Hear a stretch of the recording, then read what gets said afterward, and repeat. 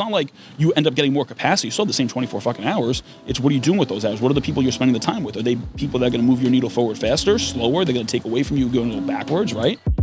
Welcome to the Council of Dudes podcast. I'm your host, Vinny Brusco. I am a father, a husband, the founder of Agora Social Club, a purple belt in Brazilian Jiu-Jitsu, a certified life coach, and a facilitator of the Council of Dudes men's group.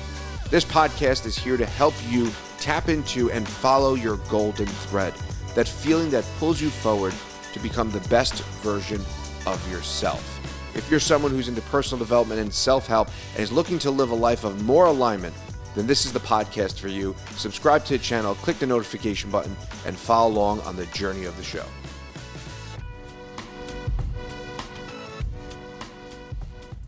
Hey, this is Tony Peck, the godfather of Instagram, co-founder of Why Not You Media, and I was just on the Council of Dudes podcast. See you guys soon. And here we go. When we discussing coming on the podcast, this is exactly what came to mind. Yep. There was no other way to do this podcast. I'm letting you know, if you're gonna have a man of the people, you must be amongst the people, right? I love it, exactly. If you're gonna have the man that networks and is out there, I was like, there's no way we're not doing this podcast outside on a nice fall day with cigars and espresso. So cheers to you, my friend. Salud. Salud. Nice. No other way. Yeah, little afternoon. So, first off, so this is the first cigar you ever smoked? Yes, first cigar I ever smoked. Romeo Giulietta, 1875. I started my cigar journey a decade ago. Crazy to say, I was 20 years old. And what made you get drawn to cigars? So it was one of those things where I was in college and someone asked me, what are your hobbies? And as a college kid, what are your hobbies? You know, I like going to the gym, I like making money, I like girls. I was like, these aren't great answers and I'm going to be graduating soon. They're very shallow. Very shallow, you know, but again, you're a college kid. And Yeah. I said, you know what, in two and a half, 3 years, I'm going to be graduating and I should probably have a hobby. And my whole premise was, what can I have as a hobby that at least put me around people that I want to become like? And obviously, when you're a college kid not making too much money, there's a lot of limitations around being successful people based on the barrier to entry being money. So couldn't afford a country club, couldn't afford expensive gyms, things like that, or even going to fancy restaurants. But I had an assumption of cigars being one of those things that successful people do and smoke, and they weren't too expensive. You can get a great cigar for $10, right, and that can last you 1 to 2 hours. So I said, okay, I'm going to try to get into cigars. So I had this whole epiphany. I go down to my boys' room. It was a 10-man suite at the time, so it was 10 guys. And I tell them, listen, I want to go to Manhattan. I went to Manhattan College, so I was a train right away from the city. I want to go to the city and go to a cigar lounge and, you know, try it out, get into cigars. And they looked at me like I spoke a foreign language. And one of my buddies, I'll never forget, he says to me, what are we going to go jerk off old men? And I'm like, I don't really know. You know, I've never been to a cigar lounge. Maybe, I don't know. First time for everything. First time for everything, right? So needless to say, none of them came with me, but I still went by myself, hopped on the train, and I went down to Nat Sherman right outside of Grand Central. And unfortunately, they went out of business during the pandemic, but they were a staple in the cigar community and the cigar culture. What made you go to that when you knew about it? Did you do research? I Googled it. It was the closest one right outside of the train station from my school. Easy, just hop on the train, get right off the train, walk outside right there. So I was like, yeah, I'll try it out. Really simple. And so I walk in the place, and the way the layout of the land was over there, that first floor is for non-members. So they had like 2 tables. Each table had about 6 chairs around each of them. And then downstairs was members only. But I went like on Tuesday afternoon. I had no class that day. And both tables were full. Guys were 40, 56 years old. And I walked in. I didn't know anyone there. I didn't know anything about cigars. So I walked to the guy that works there. I said, hey, can you help me pick out a cigar? So the guy helped me pick out a cigar, another light cigar. And I sat down with the group of the 5 guys. And I tried to sit down and got a guy that looked like the most receptive to talking. You know, one guy's reading a newspaper, who's on the phone, who's reading a book, you know, who's on the phone. None of them knew each other. And these are just older guys. You can tell they have money. They're in suits. You know, if you're smoking a cigar at 2 in the afternoon, on a fucking Tuesday afternoon in Manhattan, you're doing something right? Right. So I sit down and I asked the guy next to me. I said, "Hey, I heard that was a good cigar. Do you have any recommendations? I'm brand new to smoking cigars." He goes, "Oh yeah, this is a great cigar. You should try something like this." And the guy across from us jumps in. He goes, "Oh," he pulls out a cigar out of his back pocket. "Hey, kid, try this." And then the guy next to him says, "What do you do, kid?" "Oh, you know, I'm 20 years old. I'm a college student." Like, "Oh wow, you're my son's age. You're my daughter's age." And conversation just ensued. Long story short, ended up being there for about 3-4 hours. Wow. And I was like, this is amazing. I was just picking these guys' brains to tell me about their businesses and entrepreneurship and insurance and finance and real estate and everything they got going. I was like, this is insane. So I was like, this is a world I want to break into. So I started going back to more and more of the cigar lounges in the city. And by the time I graduated, I built up a decent network of guys like Rudy Giuliani, the Prince of Finland, the owner of Bacardi. And I said, this is an opportunity for me. Like, I can be who I am at these lounges, and I can also build something while I'm here with high-value people. I guess I didn't have anything to offer them at the time. Right. But it's been a great journey. So many things to take away from there, right? Like, so first off, you go to your friends and you're like, hey, I'm going to go to Cigar Lounge. Yep. And obviously the first thing that you get met with is some type of resistance, right? course, yep. You're going to get your friends like, what are you going to jerk off a bunch of old guys? Like, Yep. of course you're going to get met with that, right? So even in that, right, it says something about like how things just kind of align in their own way, because you could have gone a completely different path, like, all right, fuck that, I'm not going now, 100%, yeah. and totally chose a different path. And had you done that, you would, obviously be in a very different, potentially a very different Absolutely. position than you are right now. I think for sure, definitely in a very different position than I am now, for sure. Because it's opened my eyes to a lot of things. It helped mature me at a very young age. Being around these guys, everyone at the cigar lounges were 40, 50, 60 years old. So it's not like that demographic changed from lounge to lounge. It's just how it is, especially in Manhattan. And a lot of those guys in the city, they have a lot of money. So to break into that community and that culture of being a kid from the Bronx, I had no connections, I didn't have any money, I didn't know anybody, to be able to be treated with that same level of equal respect just because I was in the same place as them as a member was huge. And from there, I was able to pick their brain. And one big thing I learned, too, was the importance of leveraging a disadvantage as an advantage, which is something you would never learn otherwise. But by me going to that lounge, not knowing anybody, not knowing anything about what I was doing at that place, the cigar lounge itself, like to smoke a cigar, I was vulnerable, and I was open about that vulnerability. And I told the guys, I don't know anything about the cigars. Can you guys help me out? And by doing so, they just immersed all their knowledge to me because they saw an opportunity to help me get to where they are in life. And that's a super valuable lesson in the sense that when you show up in a place, and I think one of the things you said that was kind of very important there and key was that I surrounded myself by people I wanted to be like, right? I think so often, especially as guys, maybe you get caught into the same group of friends and you kind of don't grow and expand outside of that network. And then when you get an opportunity to grow and expand outside the network, it gets uncomfortable, right? Like you said, you was very vulnerable. I didn't know anything. I didn't know anybody. I just put myself in a position where I was surrounded by kind of people I wanted to be like. Yeah. And finding those mentors, whether they took you under your wing like one-on-one or just kind of welcomed you to the group, opens up a whole new world of opportunity for you. And then obviously you say, all right, what do you do? What do you do? And now you're networking, and that's basically what you're doing now. Yeah. Well, it came very full circle. But like I said, it was just an opportunity that I saw to be around people I wanted to be like. And I didn't know where it was going to lead, though. And again, I didn't have anything to add of value to these guys that I sat there, but I was just open and I was a sponge. And I asked questions. That's a big thing, too. I think at a younger age, a lot of people, they have too much pride and hubris to say, I don't know what you're talking about. Can you expand on that? And they would just sit there with their tail between their legs. Me, I would say, I have no idea what you're talking about. What does that mean? And they would be excited to have someone younger to hear these types of things because their kids are my age, but their kids weren't listening to them. Because again, most kids, do they listen to your parents? Not often. The parents are always going to be there. They can always teach me these types of things. You kind of brush it off. But to have a younger guy who's willing to listen to you and is excited to hear the things you're saying, they love that. And I leaned right into it. And I just became a sponge and absorbed as much as I could. Was there anybody specifically who stood out to you as like the individual that you saw and was like, yeah, that's the guy I want to be around? Or was it kind of just like you learned a little bit from that guy, a little bit from this guy? It was a little bit from everyone, honestly, especially the first time. It was just a bunch of the different guys, all do different industries, who's in finance, who's in construction. And then the more I went to the different lounges, it was just a bunch of different people every single time. And sure enough, by the time I graduated, so I have a degree in mechanical engineering. That's what I went to school for. So I'm not just good looking, I'm also smart. Yeah.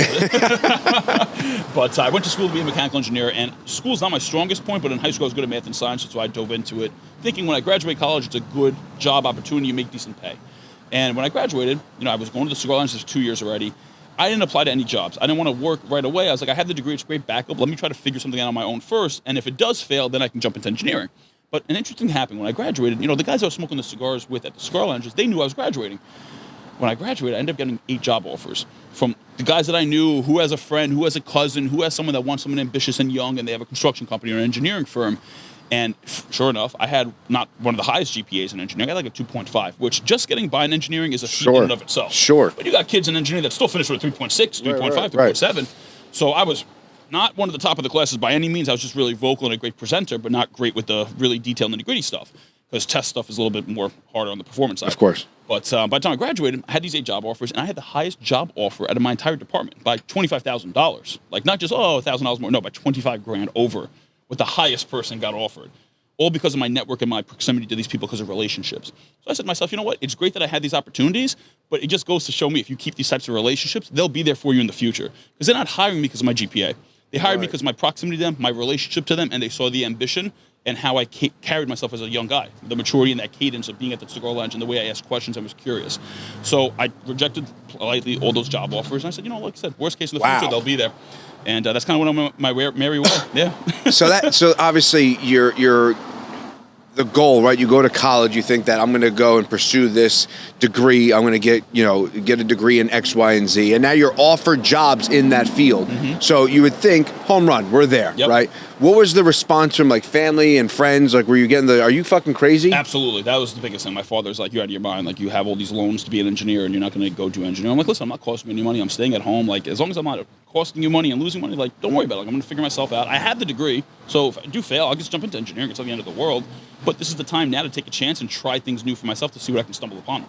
And that's kind of what I did. And I just went balls to the wall. I didn't listen to anyone. And it's a hard thing in the beginning. But at the end of the day, I tell everyone, if it's your dream, you have to believe in your dream. It's nobody else's opportunity or focus to believe in it more than you, because it's not their dream. So you can expect your father, your mother, your family, your siblings, your cousins, your friends to have more of a belief in you and your dream than you would. So I took that to my heart. And I said, you know what? I believe in me. And I believe in what I can accomplish. And I'm going to jump into it. And like I said, worst case, I'll become an engineer. I had that paper. I had that degree.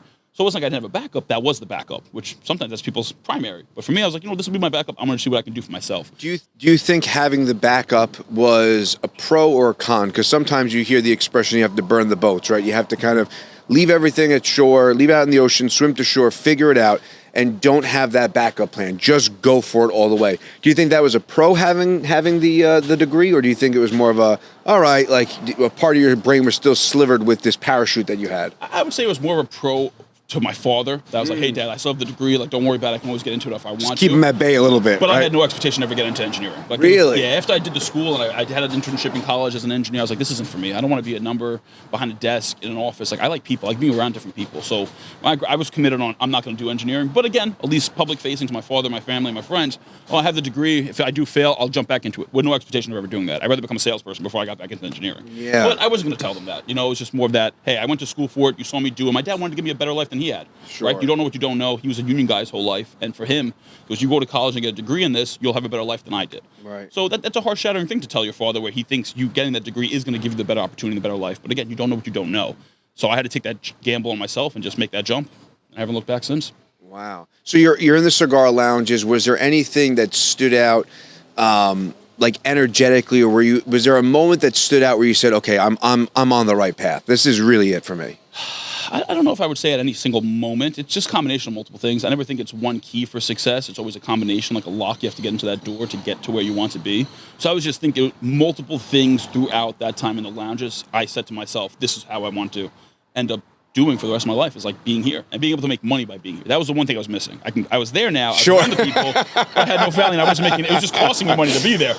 So that was a Right. bridge I had a gap, so to say. So how did you bridge that gap? I mean, obviously, you have this opportunity. You're receiving significantly more compensation, from employment opportunities. How did you find a way to bridge that gap between, hey, I'm around the people I want to be, I'm doing kind of the stuff I want to be doing, but now I need to start making some money? Yeah, so I didn't know what I wanted to do, so I said, let me learn how to trade stocks. So I bought a few stock trading courses. Okay. And I was trading my own money. I was day trading here and there. I was going to the cigar lounge, just making my trades in the morning and later in the afternoon.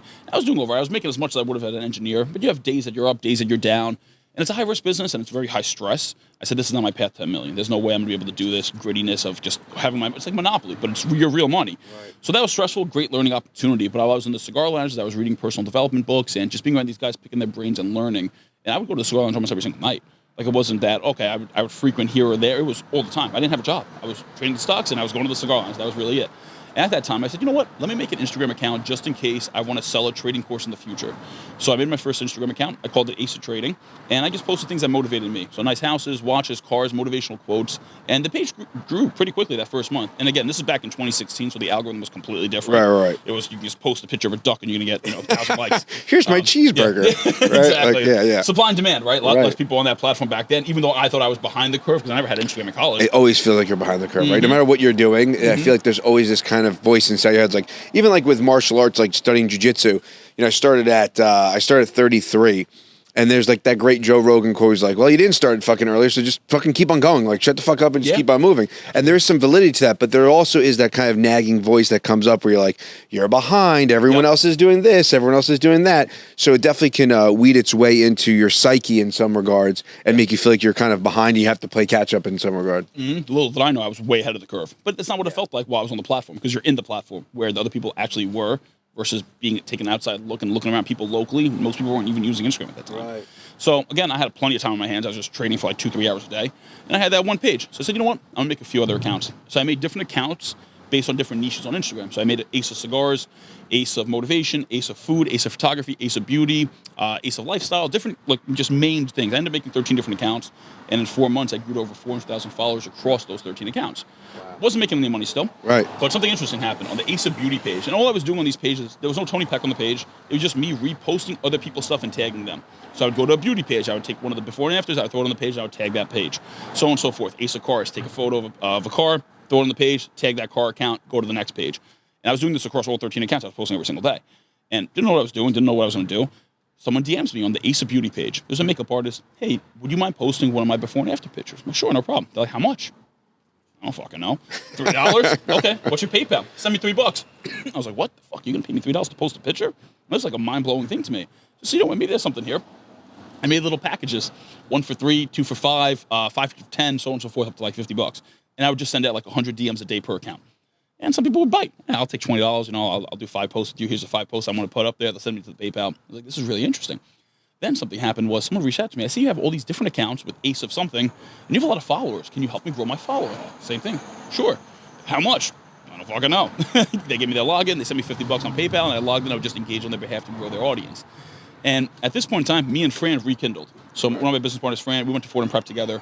And he went to Assumption College, played football. I went to Manhattan College with my other business partner, Michael. Which I think is such a huge part of the dynamics that you guys have, which we'll get into, but continue. Yep. So we re-link up. He saw me had this big presence on Instagram, and in Westchester, a big thing is Thanksgiving Eve. He saw me out at one of the bars, and he's like, Tony, I see you have like these 15,000 followers. And I changed my Ace of Trading page to Tony Peck, so it became my name, the page. Right. And I had like 15,000 followers on that one account. He goes, I see you have all these followers. Like, what are you doing? I was like, let's grab a cigar, and we'll chop it up. So we get together. We go to Doc James Mamaroneck, my stomping ground of cigars in Westchester, at least. And we start shooting the shit, just catching up. He's telling me what he has going on. He was in life insurance at the time in the city of New York Life. And I was just doing this Instagram stuff and trading some stocks. And at that time, he was like, I want you to maybe get into the New York Life stuff with me and sell insurance. I give this big brand online. Like, maybe we can work together. We can build something up in Westchester. So I was kind of about it. He ended up breaking his leg or knee or ankle or something playing flag football, and then he had to stop working at New York Life. So everything happens for a reason. I said, well, while you're home in bed and you can't fucking walk for 2 months, why don't you take over half these Instagram accounts with me, do this outbound DMing shit, and if people come in, we'll just split the money 50-50. So, okay, great. And that's what we started doing. And then it became, you know, we weren't making a living off of this, but it was something that, okay, there's a market here, there's something going on here. If we can get one, yep, you can get more. You can get more, right? And I think that's really important as well, is that, you know, sometimes you want to dive into the deep end, right, mm-hmm. which is all good, but when you don't get the results right away, right, especially when we're in a culture that Amazon Prime, I had to order something, you can choose the same day delivery. Yeah, when you don't get the Amazon Prime result to the effort that you're putting in, mm-hmm. it's so easy to fall back on that degree. It's Absolutely. So easy to go back into the insurance stuff and be like, you know what, just wasn't for me, not for me, especially having the mindset of the culture that is like instant gratification. Yep, absolutely. And it's really easy to get discouraged. Absolutely, you gotta push through. And it wasn't paying the bills. So Fran got better. Fran ended up jumping into mortgages with his cousin.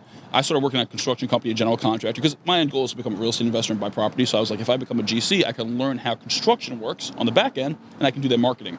So I went to a guy in Yonkers. He had a GC firm, small operation, like 15 guys. Like, listen, I'll handle social media. I can do sales with you because I go to the cigar lounge. I can offer a general contract to these people I'm around. But I just want to learn the ins and outs of construction, like walk me through these projects. The best thing is you can build me out as an engineer because I have an engineering degree. Like, great, you hired. Smart. So started working with them, and it was a great time. Learned a lot about construction. Did that for about 2 years. But at the time, I'm still entrepreneurial, still posting on Instagram, building my brand out, just showing that I'm at a 9-to-5, but I'm making progress and strides to where I want to be.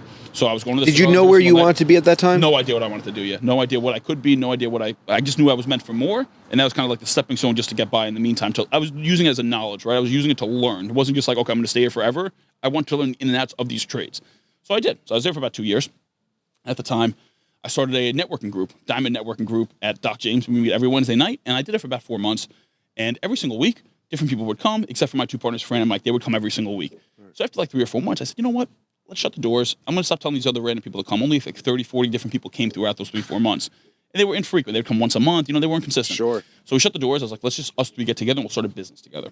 So we did. We sat down. We would power on what can we do? Maybe we can do this. Maybe we can do this. What were some ideas? So we were just passionate about making an impact. That was the end goal. Like, what can we do to make a difference? And I was like, okay, I'm going to a bunch of these entrepreneur events, and it's not right where you pay for a ticket to these events, and it's just a pitch fest. A lot of these people that are going to these events, they have 9-to-5s, and they want to get out of a job, but you're just selling them a ticket for them to come in, You talk about something for 5 minutes, and then it's a pitch fest for 55 minutes of just selling my product, or you get a special deal because you're here today.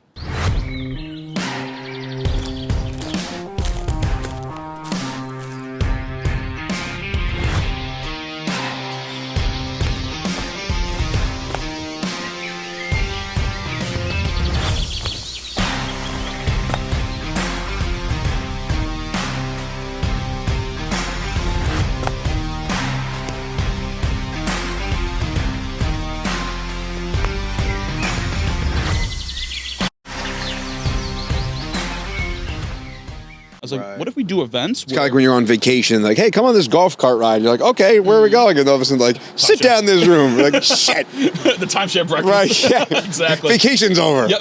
Exactly. So My last day. Exactly. So I was like, you know what? What about doing events where we can get some speakers and there's no pitching from the stage? Pure value driven for the audience.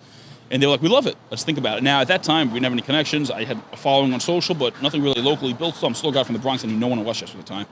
And I was like, I don't know really any speakers. I don't know if people are going to, buy the tickets. Like, we have to book a venue. What if it doesn't sell? And we all had jobs at the time. I was working in construction. Michael was in an engineering company. Friend was doing the mortgages. We're like, we don't have the extra capital just to, hope we do it and it fails and we don't, nothing comes from it. So a friend comes up with the idea, why don't we just do the social media stuff you're doing and make like a media business where eventually we get into the actual events. But in the meantime, we'll sell social media stuff. So okay. So he had a buddy that worked for another guy in Florida. The kid was local though. He just worked remotely with another social media agency. So he sat down with us and he gave us all the in and outs of the operation, like what they charge, how they structure it, like who the target customer is, what are the deliverables. Like, okay, we have a little basis and a framework. He started working for us at the time because he was local. He became our head of sales. And from there, we kind of hit the ground running. Our first client, though, which is really interesting, was on my construction job site, was one of my subcontractors, this guy, Danny. He owns Picasso's Floor and Designer. And he was an immigrant from Brazil. It's him and like 7 or 8 of his cousins that work in the company. And at the time, he saw my Instagram page and my personal page. Oh, you're good. Don't worry about it. That's the whole point of this. Make sure the battery didn't crap out on any of those. It's good, okay, because I know the wiring is loose. Yep. So, he had the crew, all really hardworking guys, all immigrants from Brazil. And he saw my personal Instagram page. Now, my personal Instagram page at that time grew to about 35,000 followers. That was my Tony Peck account. And one day I wanted a job site. Again, I'm a general contractor. He's one of my subs. So I'm wearing a hard hat. I'm in a vest and construction teams, right? And he comes up to me and goes, Tony, I didn't know you were a celebrity. I said, what the fuck are you talking about, Danny? He goes, you have all these followers in this? I said, Danny, I'm no celebrity. I'm on the same job site as you, man. Obviously, I'm not doing anything special with this. I just have a lot of followers. He goes, well, I want to build my social presence because I want to break into the Hamptons. He was just doing some work in Manhattan. And he goes, in the Hamptons, it's really tough to break in because once they had their guy out there, they're in. They're in, Yeah. and that's it. That's everyone's referring that one person course, in the yeah. local area. He goes, that's where the money is. I want to break into there. I said, no problem. He goes, can you help me grow my following? I was like, sure. He had 34 followers at the time. He gave me a check for $500. He goes, I'll give you a chance for 3 months, see what you can do. We took this $500. We opened up Why Not You Media as an LLC, November 2018, and we haven't looked back since then. Those 3 months, that first month, November, besides him signing on, other 2 subcontractors signed on. They were kitchen and cabinet installers on the job site. They were like, we want to grow our followers too. So I signed them on for $150 each a month. And we had a little, bootstrap business to get the ball rolling with. February hits. I'm still working in construction at the time, by the way. So February hits. My sister ends up winning tickets to Grant Cardone 10X in Florida. Now, as a kid, I've never traveled anywhere. We had no money as kids. We would travel 2 hours upstate north as our one vacation a year, once a week, 1 week out of the year. Right. So I was like, this could be a cool opportunity. We can fly to Florida. We've never been to Florida, and we got free tickets to the 10X event. So we booked the thing. It was the first week of February, that first weekend. And at the time, I transitioned to part-time now in construction. I said, I want to start building my business on the side. I will come here 3 days a week, and I'll build my own business the other 4 days a week. You're good. You can walk by. Yeah. I love this. This is my favorite part of it. Just people walking It's real. by. That's it. That's it. Exactly. So I said, okay. I was working part-time at the time. I was like, all right, well, I'll get us an Airbnb. We'll fly out there, and we'll go to 10X. So me and my sister go down there. And the day we land, my dad calls us. He goes, you guys are so lucky. I said, what? He goes, it's snowing in New York. Now, we're in Miami. We're watching a beautiful sunset. I'm in shorts and a T-shirt, smoking a cigar. We got a balcony in the Airbnb. This is awesome. I'm like, wow, I could do that. I want to do this for a living. Like, have the flexibility to do what I want, go where I want. And it's an interesting thing because, before you have freedom, you don't know what freedom is like. My only goal whole life was to make a lot of money. I would tell people, I'll shovel shit for $1 million. It doesn't matter what you pay me to do. I just want money. Yeah. But then once I tasted the freedom, I want the freedom. Fuck the money. Money will come. Well, the money's the money. See, it's what came first, right? It's the chicken or the egg. Like, do you need the freedom in order to get the money, or do you need the money to get the freedom, right? Because ultimately, the freedom is a byproduct of the money, right? So if you get caught up in money, you could make a lot of money, but you're chained to a fucking desk all day, 100%. right? I know a lot of millionaires that are fucking sitting at a desk all day watching fucking 5 screens, right? And they're miserable, right? So it's what's more important? It is the freedom, but the freedom again is a byproduct of the money, which is just an energetic currency that you're tapping into. Exactly. Right? That's all it really boils down to, but continue. Yeah, so that kind of got me into the headspace of, wow, I want to be able to do this for life. Like, I just want to be able to work on my own time and do what I want to do when I want to do it. So we go to 10X, and again, this is my first time at like a big entrepreneur conference, wear my tracksuit. About 15 people recognize me. Oh shit, you're Tony Peck. You're the godfather of Instagram. Hey, little girl, can you take a picture of us talking to my sister? My sister's like, oh, you want a picture of my brother? This was wild to me. Like, nobody locally knew who I was yet. So I think there's moments in life, and we all have them, right? We all have these moments, almost like the Truman Show, where it's so surreal, it's so fake. I reference a lot when my children were born, mainly my daughter because she was my first one. No disrespect to my son, but it's so surreal that you almost feel like you're being punked in some regard. Yeah. Where like you're looking around like, what's happening right now? This can't be real. This can't be real.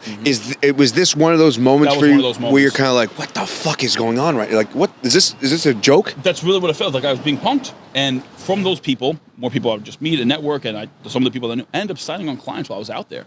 And I said, wow, I made more money this week from these 3 days than I ever made in a week in my life. And I was in Florida having a great time, smoking cigars, going out. Like, we had a blast. And all I did was just making connections with people that needed what I offered. So I said, you know what, when I get back, I'm going to quit and I'm going to work for myself full time. So I called my boss. I was in Florida, and they were young guys. They were like late 30s, early 40s, and they're entrepreneurs. You know, they bootstrap their business, the same thing. So they were completely understanding. They said, listen, at the end of the day, you do you. If you fail and you ever need a backup, you're more than welcome to come back. Which is great to hear. I said, I appreciate that. Thank you. Hope I never have to. Funny story, 2.5 years later, they end up signing on as a client of ours. There you go. So Full circle. Very full circle moment. So I got back from Florida to New York, started working full time for myself. Fran left mortgages to go full time. And that's kind of where Why Not You really began, that February of 2019, just balls to the wall. And the pandemic hit us 13 months after being full time for ourselves. Naturally, for so many people. Actually. So, but during that span, the cool thing was that first client of ours, Picasso's flooring designer, from then to now, I love that kids are riding by on their bikes. Like that just it makes me so happy right now that this is exactly how I want. This is how I saw it. Like I saw it just like in my mind. I was like, this is it. Continue. Sorry. No, this is great. So we get back. That guy Picasso's floor designer. We worked with him for a while. He was our first customer. The 34 followers. He is now the largest flooring contractor on Instagram. He has like over 700,000 followers. He's like 500,000 followers on TikTok. He gets paid by TikTok to post. And he's the #1 flooring installer in all of the Hamptons. He's done over $8 million worth of business just from Instagram alone. And he's now flown to 15 different states to do business. He's the highest priced person, and they hire him because of brand when he's built online through our help. And that was our first client.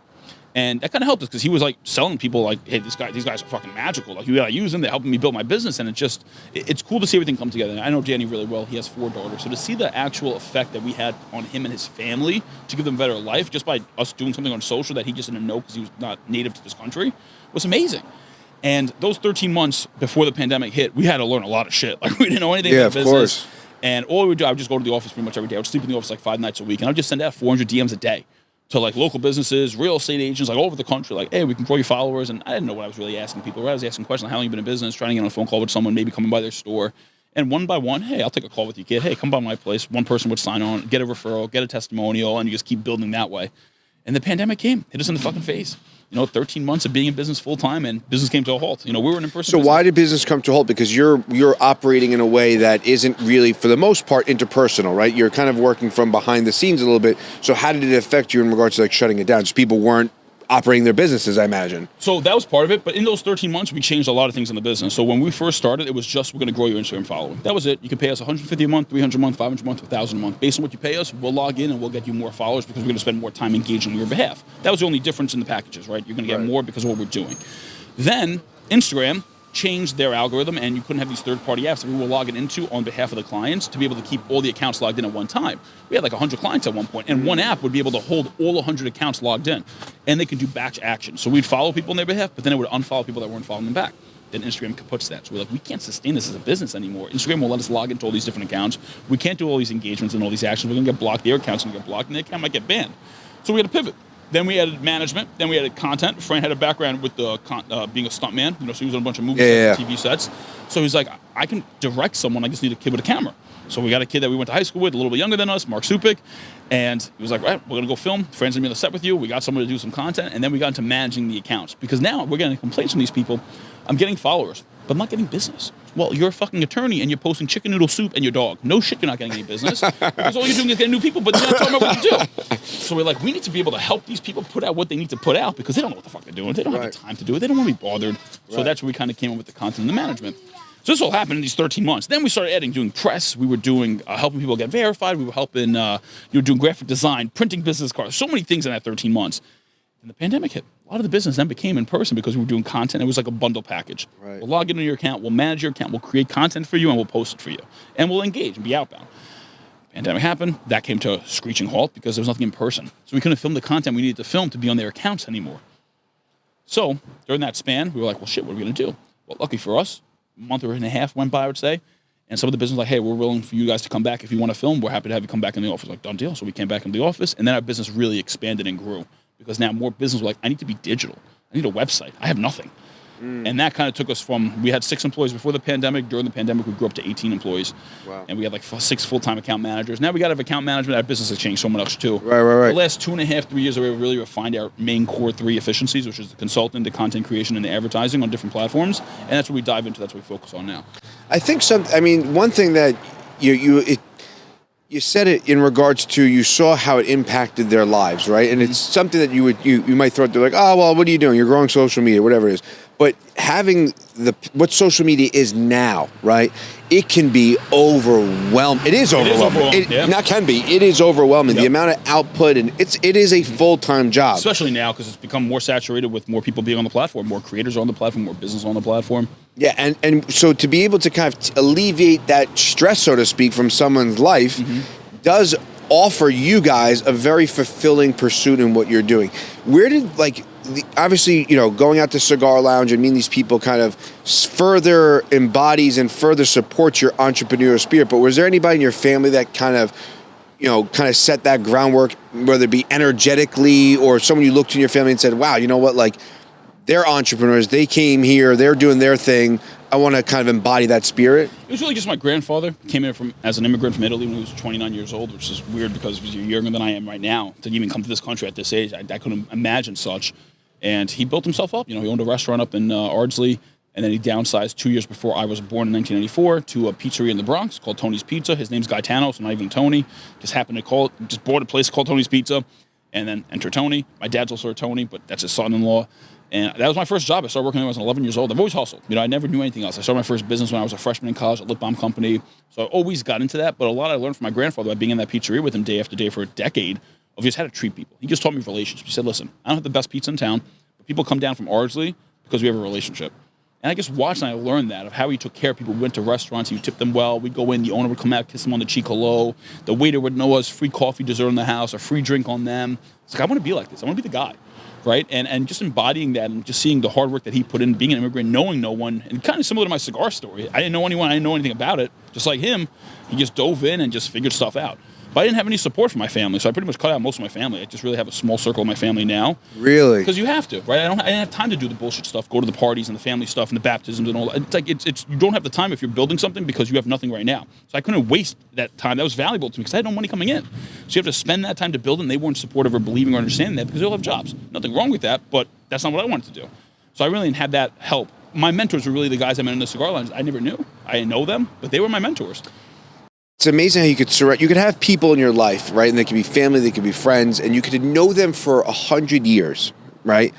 And then you could meet someone brand new, right? And I've experienced this even in building Agora and building the things that my dreams and building out things I want to pursue.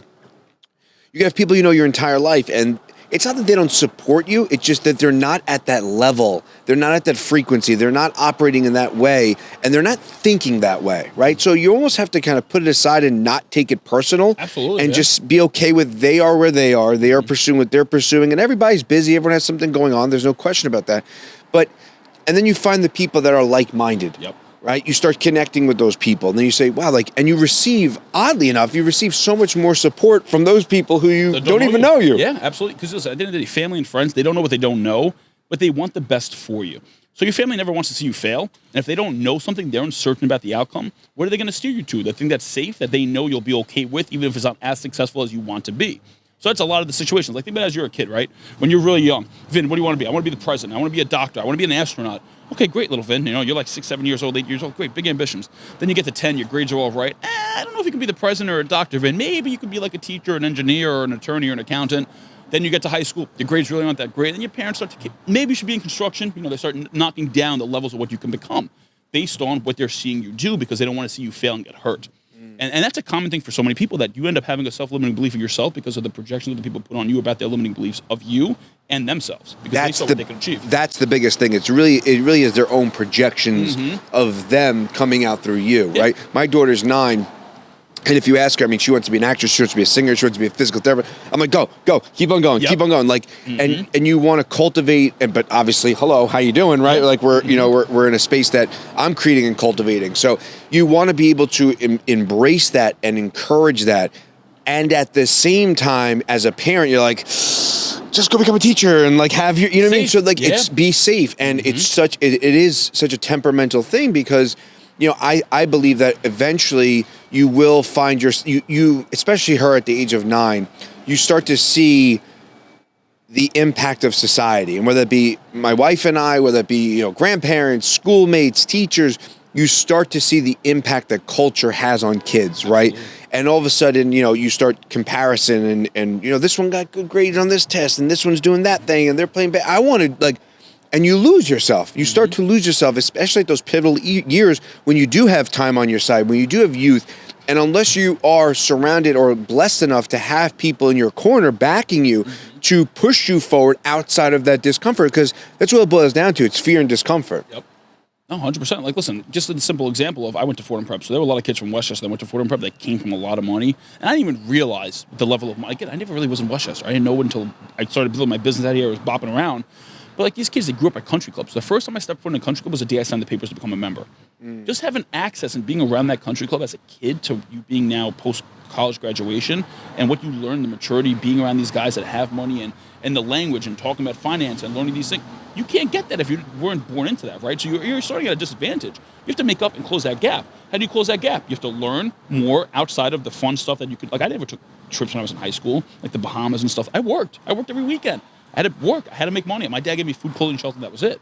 So like, just forcing yourself to become uncomfortable, to learn more things and try new things. I think a lot of kids, we're so taught at a young age, failing's bad. Get a bad grade. What is that? That's a bad thing. Meanwhile, I tried a bunch of fucking things. I must have worked like 15 different jobs through my time before I graduated college, trying things I like and trying things I didn't like. So by the time I graduated, I knew what I like to do, what I'm good at, kind of good at, and what I don't like to do, which is just as valuable as knowing what you like to do. But most 100%. kids, they maybe try 3 things. I know a bunch of people that when they graduate college, they started their first job. After college, you're 20. I've been working since 11. So I have a lot more of knowledge and experience about who I am as a person. Now, by the time you're 22, you start your first job. How many times you can really change a job? Maybe 3-4 times, because now you get into 30, 35, you want to have a family, you want to settle down. You can't make that jump. You can't be as risk adverse. So you have to do it when you're younger and be okay with the failing, because failing is such a negative connotation. But if you fail forward, it's a positive advancement in your life, which people don't see because it's too micro. Failing and discipline are two things that were definitely raised around and have such negative connotations, but they really are two of the most impactful things you could do to perpetuate yourself forward, right? 100%. Failing forward is huge. I mean, you have to fail. You have to try things. You have to fall on your face and feel uncomfortable. And you need to be disciplined. And again, having discipline has this negative connotation, especially when it comes like the structure of school, right? I mean, those are two places that failure and discipline become these negative connotations, right? When you're like, oh, I failed this test, or you know, I got disciplined and went to detention, whatever it is.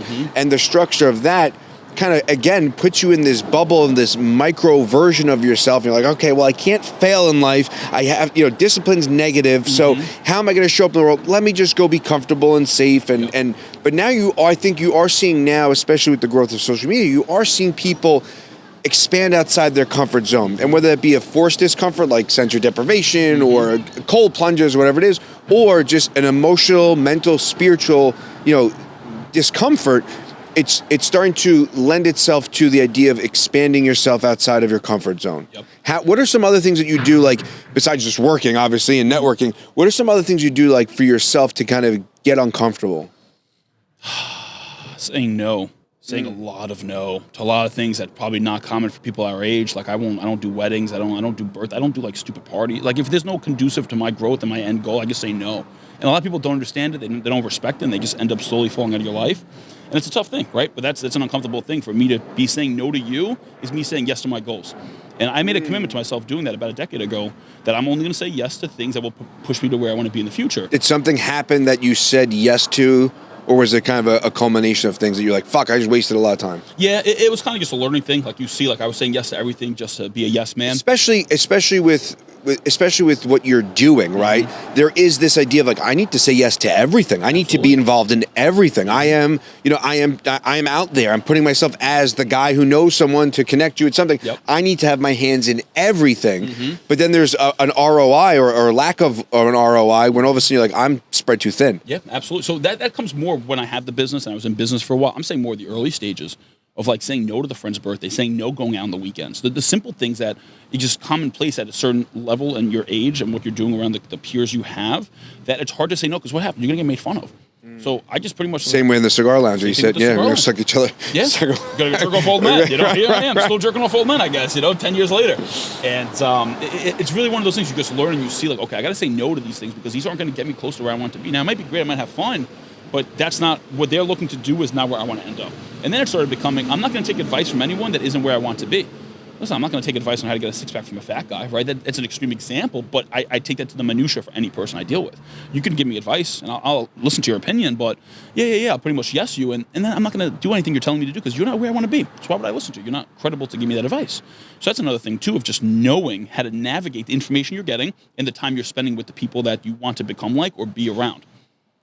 How important was it having like Francis and Mike in like your corner and like working together? Because each one of you, when we did the meeting here, each one of you has a lane. And Francis and I spoke about this on the podcast we did together. And obviously when I first reached out to you, I would think that you were going to spearhead the majority of the conversation, and it was actually the opposite, right? I think everyone plays this amazing role. How important was it for you to kind of know your lane and then be comfortable staying in your lane? Yeah, I would love to say we knew. We just got fucking lucky. I'm going to be completely honest with you. Like, we just got together. We were friends. We were showing up together every single week. So we're like, we'll dive into this together. Michael and Fran didn't know each other. I kind of put them together. You can walk. You're good. I put them together. Fran, me and Michael grew up. Fran went to high school with me. Michael went to Salesian. So I was like, you got to meet Michael. He's really good at the tech stuff. I think he can help us with like the website and just building out a system and stuff. And we kind of put ourselves together. But now in the beginning of the business, we were all doing the same shit. Like, we didn't have structures and roles and who was better at what. We didn't know, right? There was no content in the beginning. So Fran was just coming with me on meetings. Not a great spend of his time because he's not a salesperson. But in the beginning, you had nothing else to do. So you're just learning, right? We're just learning who can do what. Then, as I learned more about business, any business that's really successful, they have 3 core competencies: people, product, and process. We just happen to fall into each of those categories individually. I'm the people guy.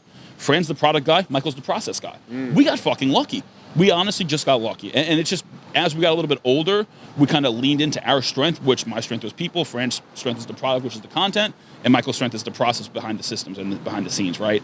But again, we could have fucked up and we could have just been friends in the beginning, and me and Fran could have both been product, or me, Michael, and Fran could have all been process, and we wouldn't be where we are today. They just happened to work out so perfectly. And again, I attribute, it really is just luck. Right time, right place, and a strike of fucking luck. Because I've seen a lot of unsuccessful partnerships. Well, I think you can go by. You're good. No worries. Come on by. This is exactly what I imagined in my life, and I'm so happy right now. This is exactly what I wanted. So yes, you could chalk it up to luck, and you could just say it's you stumbled into it and it was a lucky thing. But there's also, like, you want to call it divine intervention, you want to call it serendipitous things that kind of put you and course correct you on this path of kind of personal development, self-help, and business and entrepreneurship, right? So was there anything that stood out to you in building the business, in growing it, that you say, yeah, we could attribute this stage of growth to some divine intervention thing, or something that was, again, kind of that, what the fuck is going on moment? Just a lot of hard work, man. Like I said, I was at the beginning, 16, 18 hours a day. Like, I didn't do anything. I still really don't do anything but work. I also enjoy it, so I'm a little bit of an anomaly, but everything that moved the needle forward was just doing more of those things and getting better over time at those things, right? And then, like, listen to the feedback of who you're working with, listen to people that you're around. We have the fortune, we deal with a lot of business owners and entrepreneurs in different industries at different levels of success. So if I meet with someone, I might learn 1 or 2 things, but I meet with hundreds of people a year.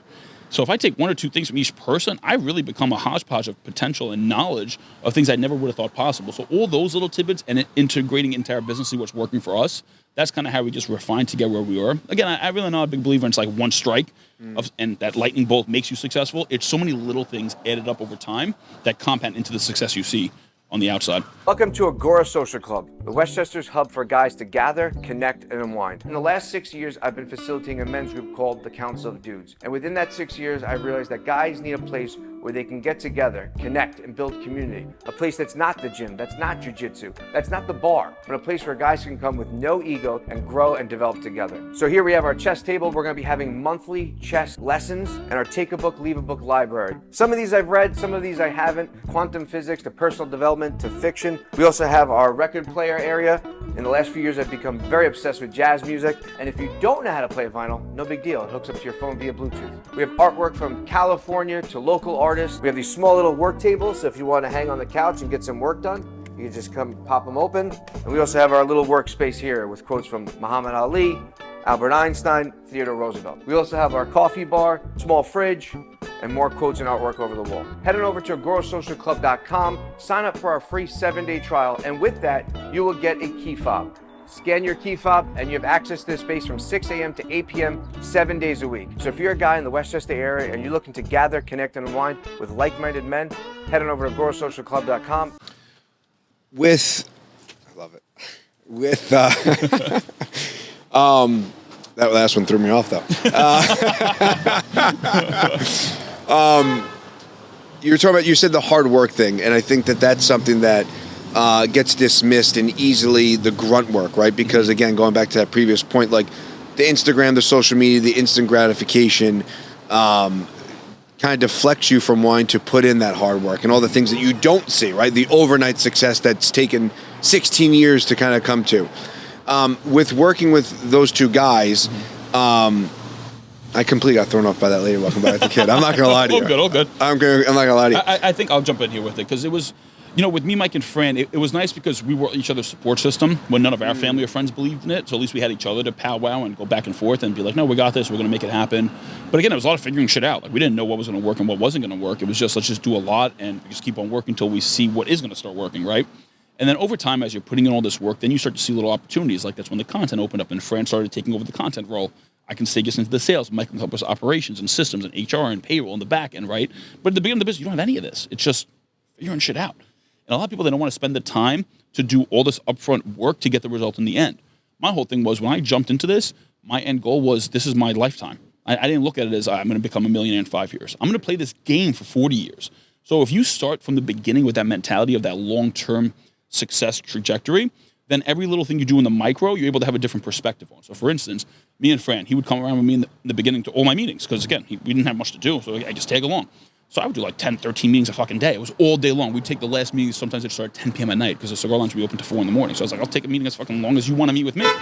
And in the beginning, we'd do all these meetings. And again, we were selling $150, $300, $500 package a month. We're not going to get rich off for any single one person. You needed volume. So I would take these meetings just to close someone on 150. And we'd do 10 meetings a day, maybe close one person. And Fran would walk out of these meetings and he'd be like, this is a waste of our time, Tone. Like, these people aren't signing on. I said, Fran, you got to keep in mind, it's never a waste of our time because you never know who that person's going to become, who they're going to end up meeting, or who they know currently that they can refer us. And at the very bare minimum, we get nothing out of them. We got better. We did more reps. And it's polishing us.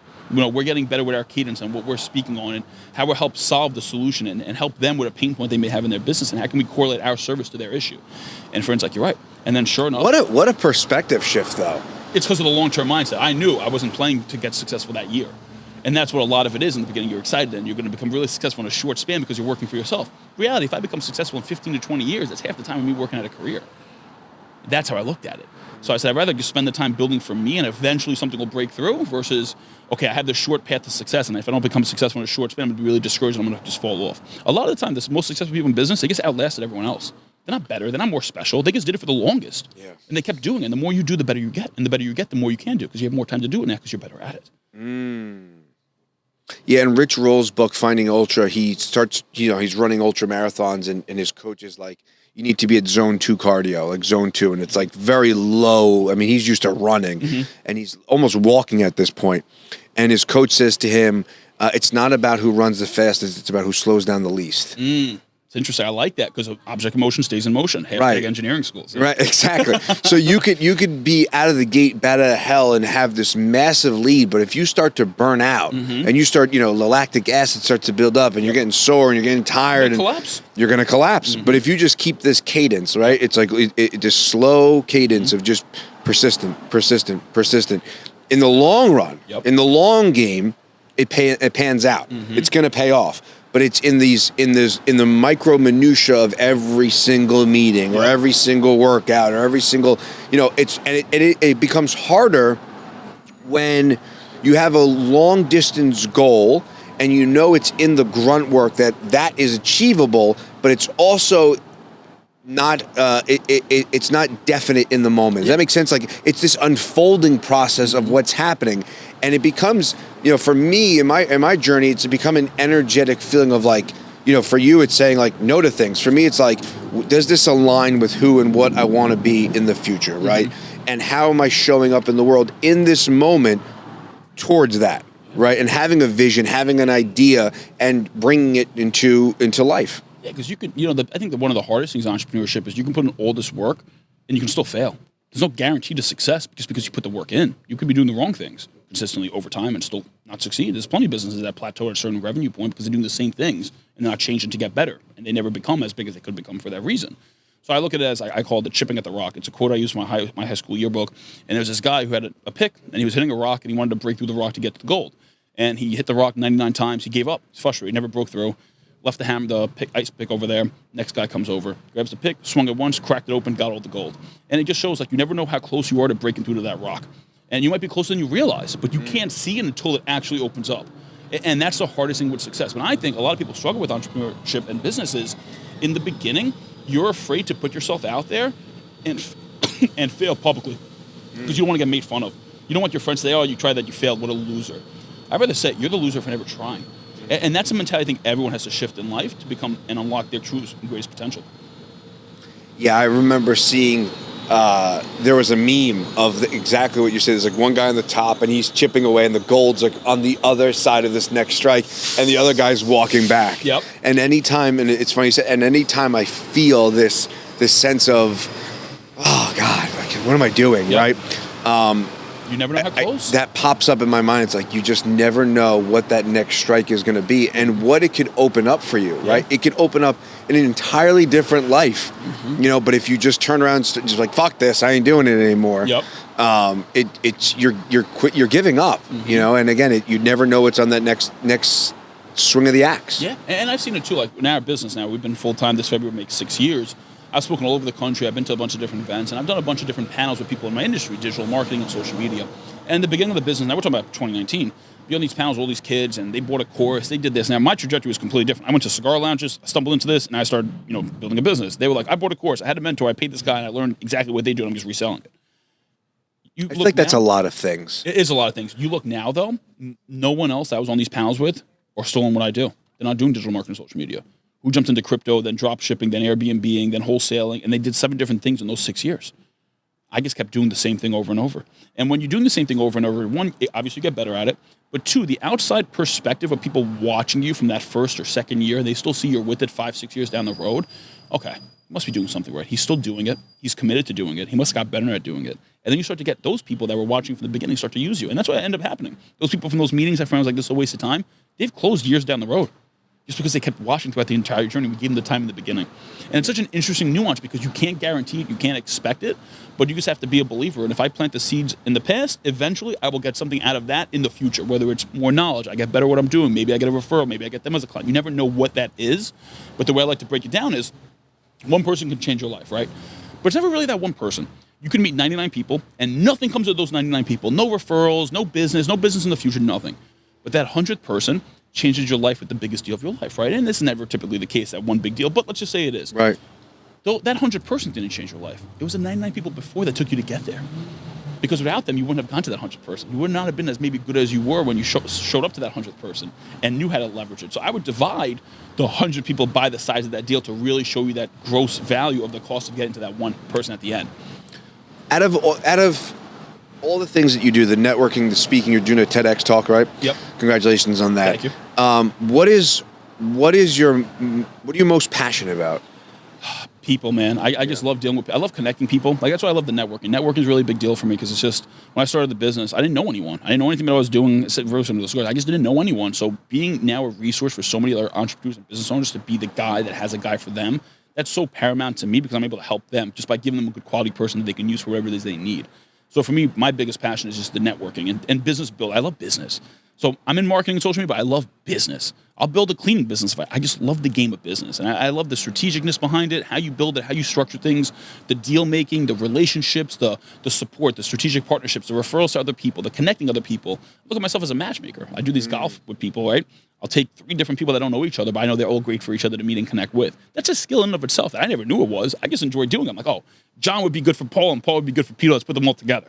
And most people can't see that because it might be such a jump in what they do, and it's not such an actual strategic lateral industry that you would think is commonplace. But I see them being good connections for each other. So what do you see in those extreme versions of like this guy would not make any sense with this guy on paper, but what are you seeing as the connective fiber between these two people? The fact that I go deeper with them than most people. I think a lot of people go surface level, but you see me. I'll spend 2-3 hours in a meeting for the first time with someone just to really get to know them. So me understanding them more as a whole, from a personality standpoint, a value side of things, like you mentioned, you trying to align with things that align with you. I'm not going to connect you with someone that is a degenerate, doing drugs, a lot of drinking, no family values, going out to the clubs. That's not a great fit for you. But now maybe a wholesome guy that has a family, is building something, has built something, and has similar values to you. I know he's a good, valuable connection to you. So it's not on paper that like, oh, he built a lounge just like you're looking to build. He might have built a completely type of different industry. Maybe he built an IT business. Doesn't have nothing to do with his business, but I see a lot of him in you or vice versa.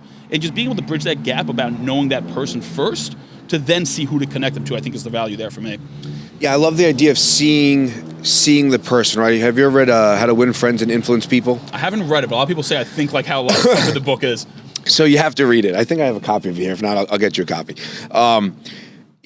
Great book. It's all about, it's funny. My wife gave it to me for Christmas one year, and I almost took offense. I was like, what are you trying to say? I don't make friends? Like, I was like, what the fuck? I'm great at making friends. But there is this thing behind it, and the essence of the whole thing, and what I took away from it is people want to be seen, right? People want to be seen, and people want to be heard, right? And ultimately, if you combine those two things together, it's unconditional love, right? To me, in my limited perspective, but. If you could see someone and see the person beyond the surface level conversation, which I think is one of the most dismissive, throwaway transactions that you could have with someone. It's just like that water cooler conversation that we've all become so accustomed to. But really, going deeper with someone and asking that next question. So many times you'll ask someone, how you doing? Like, oh, living the dream, right? And my follow-up is, as long as it's yours. Yeah. And how many people go, and they start fucking stumbling, right? Or someone will go, well, a nightmare is a dream. I'm like, you're right, a nightmare is a dream. So is this a nightmare for you? Like, people will give you the nugget and the little window to come into their lives. And what I find, and I think it's very similar for you, is it's the interpersonal relationship that you could develop with someone through a conversation and going down the rabbit hole of who they are, where they came from, and a big part of it's also reverse engineering people and knowing their story, knowing where they came from, because you can now put yourself in their shoes and see things from their perspective. And also knowing, like, my big thing is when I first meet someone, who do you want to connect to? Like, who do you want to be introduced to? What are your goals? Like, what do you want to try to be?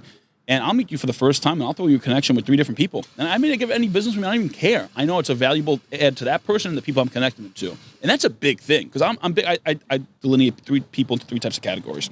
You have people that are takers. They're just going to take from you, and they can have a lot of success, and they can become rich, but they're not going to have that longevity, and they're probably not going to become wealthy. Then you have people in the middle of the pack, which is reciprocators. I'm going to give to you only if you give to me first, and I'm going to wait for you to give to me before I give to you. Now, we see this a lot on a real easier level for people to understand, like just from a pure perspective. I'm only going to reach out to do a dinner with you if you reach out to me first. I'm not like that. I'll just reach out to you, and if you don't stop answering, stop it, but I'm going to keep up if I want to meet with you. You told me you want to meet with me. A lot of people don't do that. They're like, oh, why are you wasting time? No, I want to meet with this person. I'm going to keep reaching out to them. A lot of people are like, oh, he didn't reach out to you first. You should just let it go. No. That's not the right mentality, because then you're never going to get together with that person. And we see that at friendship level. Forget about business. I was just going to say that. How many times do you have a friend that you want to... they pop into your head and you don't reach out to them. Or you see them out at the bar. Oh, we got to get together. Let's go get dinner. Yeah, it sounds great, man. What happens? No one reaches out to anyone because I'm not going to be the one to reach out first. What is that? Is that ego? I think it's ego. I really do think it's ego. And me just being so, uninterested in having the ego about that, it's helped change my life so much further because I'll follow up with someone like 5 times. It doesn't matter. I'm not affected by it. Unless you tell me to go fuck myself. Like, I'm sure you maybe just didn't see the mess. I'm a busy guy. I don't see a lot of messages. Right. So I get it if you're busy. Then you have the third person, the giver. They just give. No expectation of getting anything back from anyone in particular. Just knowing it's going to come back to them at some point, some way in the future. And that's me. I'll just give. And eventually something will come back to me in some way, shape, or form, maybe from a different person, but it's like that karma deposit in a way. So I'll give to you 3 introductions when I first meet you just because. And you may never give anything to me, but I'm okay with that. I might do that 10 times in that 11th person. Because all that good karma I put in before that, I get something from there. And you just never know. And a lot of people can't have that mentality because it's the short-term success that they want. I'm playing for the long term. So what am I in a fucking rush for? If I can help you now and I can help plant the seed of a good relationship for the long term, that's more valuable to me than a short-term quick hit. And it's something like unselling people on your services. You know how many times I've turned people down? You don't need us. What do you mean you don't need me? You want me to pay you? I don't think we can add value to you right now. You don't need the help. Like, you don't need this website to be made. What's the point? What's the goal? Everyone's telling me I need to do it. Yeah, but is it going to make you more money? Or are you spending the money to do it just to do it? Like, those are the nuances. And I've gotten business by turning business down, and they come back to me in the future when they are ready or it makes more sense for me to work with them because there's honesty there and there's trust. Yeah, the ego's a motherfucker, right? Because you need it, but you need to have a really healthy relationship with it. Yep. You need to really keep it at bay, and whether you want to call them darker thoughts or more, depressing thoughts, you almost have to hear your ego out in some regard. Like, let it play out in this conversation and be like, where is this coming from? Again, that reverse engineering. And when you realize that so much of our interpersonal relationships start from an egoic point, and if you don't allow them to grow and shift, right, and evolve, then you're still rooted in that ego. What have you done in your own personal life to like kind of shed yourself the ego? Because those are hard waters to navigate, especially in a business entrepreneurial sense where you're like, well, this guy to reach out to him, fuck him, or it's so easy to dismiss people. Yeah, listen, if I think you're a high value person, you're a good person for me to be around in my circle for the short term and or the long term. I can add value to you. You can add value to me. We can add value together in some way, shape, or form. I make an effort to stay in touch with that individual. So what I try to do, and this stems from me when I graduated college. I went to my grandfather's house. He's a little upstate, so we had like an hour car ride. And, when you graduate college, how many kids you went to college with don't live locally? You kind of lose touch with them. Sure. So on that car ride, I went through my contacts, A through Z, and I texted about like 50 people. Like, just wanted to wish them happy Thanksgiving, hope all is well, maybe we'll get together in the new year. And it was so well received. And I did that to guys that I worked with in my engineering job at the time in college. I just texted about 50 people, just like closest people I just want to keep in touch with.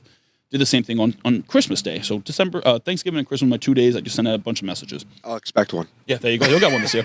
So then it kind of grew, man. And the next year, I was like, I'm going to do this again. And my list got bigger. It was like 150 people. And sure enough, lo and behold, last year I had texted each day 1,800 people individually. It's not a copy and paste message. It's like something personal. If I have something personal, if I know the kids' names, like how was their Christmas? What did they get from Santa? I would love to get, let's get together in the new year. We had a great year together. So grateful for you. Looking forward to what we can achieve in the new year. And just that little level message. Like, how many people text you on Thanksgiving and Christmas? Besides your immediate family and like really close friends, not many people on a personal level, right? Maybe generic email bullshit. Or you got like a turkey meme just fucking dancing or some shit. Right. Like, take all that side. You're really maybe getting 25 to 50 people to reach out to you, and that's close family and friends. If that, literally, if that. I ask a bunch of people, like 15 people reach out to me. I'm like that. Oh, see what I'm saying? Now, it comes from a different place for me as I've gotten, and I didn't do this with any anticipation or expecting of this, but as I've gotten bigger, my brain has grown, I've become more known, and people have seen me online and see this presence I've been able to build. My message means so much more to them because they see how busy I already am. So the fact that I'm taking time out of my day on a holiday to reach out to them, they're like, holy fuck. And I still message the guys that I worked at my internship when I was in college, the guys at Con Ed. And they're like, appreciate you still thinking of us. Like, you haven't forgotten about it. Because they were there for me for my 21st birthday before I even had a business. And it's still like, I just want to keep in touch. Like, how's your family? How's the kids? With no anticipation of receiving. I can get nothing from these guys. They're just 9 to 5 union guys. There's no business to be had. Like, maybe they might know someone in the future, but like that's not my anticipation. It's just like that good. You were there. You supported me. You're a good person. You're a high value person. And it doesn't mean I have to get anything from you. It's just me doing my goodwill deposit of keeping a relationship with good people. And you never know where that's going to lead to in the future. And I'm really big on that, but most people won't do that. Oh, this guy hasn't reached out to me all year. Why the fuck am I going to reach out to him on Thanksgiving? Why don't you be the one that reaches out to him then? Yeah, I think people fear the rejection aspect of it. I think a lot of people, and sales has definitely taught me a lot of things, and being in the sales world has taught me more than I give it credit for. But I think that so many times the fear of rejection, and then how do you manage the rejection? Because whether it be you're pitching something, you're trying to sell something, whatever it is, you automatically internalize that, right? And unless you have a healthy relationship with yourself or the dynamic that's happening and understand this is just the way things work sometimes, it's so easy to own that, personalize that, take it and be like, fuck that guy. I'm not dealing with him. I'm not reaching out to him. And I think that how often do you reach out to someone, just casually, like, hey, long time, hope all is well, and they'll say, oh, I was just thinking about you, or someone calls you and you're like, I was just thinking about you, right? So there is this underlying energetic frequency that I believe in that's connecting all of us, right? And if you get an inclination to reach out to somebody, it's probably for a reason, right? There's something knocking on your door saying, hey, call whoever. And if you answer that calling, it's going to create other callings that are going to need to be answered. And you kind of start to fine-tune that skill set of receiving information and having that antenna up and dialing into that frequency, which then translate from people to business to ideas. And then you're able to capitalize, not in a monetary way, but in a way that's, again, aligned action towards who and what you want to be. And it's well received to those people, too, because they're understanding the genuineness of you reaching out and have like, wow, he reached out to me. And then you may build a relationship you never would have thought of because of that one reset, because you had that inkling of, I should reach out to that. I should reach out to Vin. And then some of the people would just brush it off. I don't know. He hasn't reached out to me. I'm not going to reach out to him. But that one little reset can change your entire course of your relationship with that individual. You never know, right? It's like a ripple in the water. When you do the stone, you skip the stone across the water, it keeps on rippling through. So you never know how long that ripple can become. But if you don't be actively putting that out there to other people, you're never going to find it. And my big thing is with the rejection, I don't care. Like for me, it's just I'm one closer to yes. That's all it is. Like you can't look at it as like, oh no, another no. Who cares? You're getting better. You're learning. You're learning about yourself. You're learning about other people. You're learning about them. You're getting maybe someone into your network potentially. It's not always about that you need a yes to have success from that individual. How did you come to that? Because I mean, me, it was through sales. It was through, obviously tons of rejection. That you become callous to some regard. Like you literally become callous to the no's, to the negative, to the expectation, and that can get really dicey too, especially in a work capacity, because those goals, expectations are tied to your job. They're tied to your financial, your income, how you support your family, how you support whatever it is. How have you kind of learned that being okay with failure? Because you mentioned it earlier, but how did you entrench yourself in that? Because obviously you could feel it's not just lip service. It's not just like, yeah, I'm okay with rejections. Like you could feel that it's a part of you. I just saw from such an early on stage in my growth in my career, failure was part of the success. So like I said, I've been working since 11. I've done a lot of different things. I started my first company when I was a freshman in college, a lip balm company. By traditional sense, it failed. I closed the business, right? It didn't take me to my full-time opportunity. But the things that I learned by opening that business as a freshman in college, how to open up a bank account, how to open up an LLC, insurance, taxes, sales, pitching people that are much older than me. I was an 18, 19-year-old kid at the time that knew nothing and knew no one. So traditional sense, it was a failure, but it was a massive learning opportunity. So seeing little things like that and seeing that these failures helped me get better, I attributed a positive connotation to failure at an earlier age than most people, which is a fortunate for me. And then as I got into sales, you can walk by. You're fine. No worries. This is exactly what I dreamed of. This is what I love it. This is awesome. Oh, party foul. There we go. Yeah, listen, I think that learning the failure aspect of it is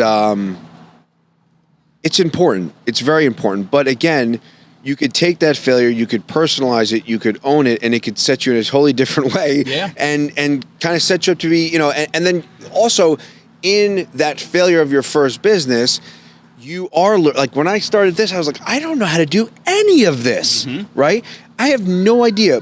I just know what I want. I just know the feeling and how I want to show up every day, day in and day out. And I'll figure out all the details along the way.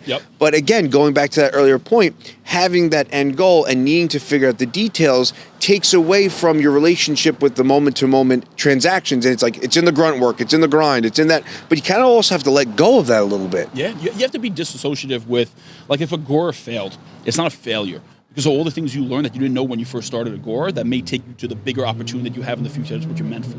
And that's how I had that perspective of, I'm agnostic. If something fails, it just wasn't meant for me, but I'm going to take everything I did to now catapult me to now I'm on level 2 already. I'm starting at a higher foundational level than I was when I first started that first business. Right. And if you have that mentality of stacking each brick after every single failure, you're going to continue to progress forward to where you are end up being. And I also think, like I said, it comes down to the individual, right? I don't do things to prove others wrong. I do things to prove myself right. I know my greatest potential. I know who I can become, and I am destined and goddamn bullish on achieving that because I know who I can be. Now, a lot of times, and you see this time and time again, when you are trying to prove others wrong, sometimes you're comparing yourself to someone else that you want to become like. So let's throw easy numbers out here. You see a guy, you want to be like John. John has everything I want, and John makes $1 million a year. Now, I become John, I get to John's level of financial success, and I'm making $1 million a year. Well, maybe that $1 million a year for John is 100% of his fullest capacity, but $1 million for me was only 50% of my fullest capacity. I had another $1 million to go, but I stopped because I got to where I wanted to be, which is just like John. And that's a big thing I think people have to start disconnecting with others. It's like you can't attribute who, like maybe I can be less successful than John, and that's okay. But you need to chase the best version of who you need to be. So if you come from that place and you constantly focus on the internal of who you're going to become, because you know you can become that person, that's where things I think start to really fall into place from a positive perspective. Do you do any meditating or journaling or any other internal work that allows you to develop the relationship with that version of you that you want to become?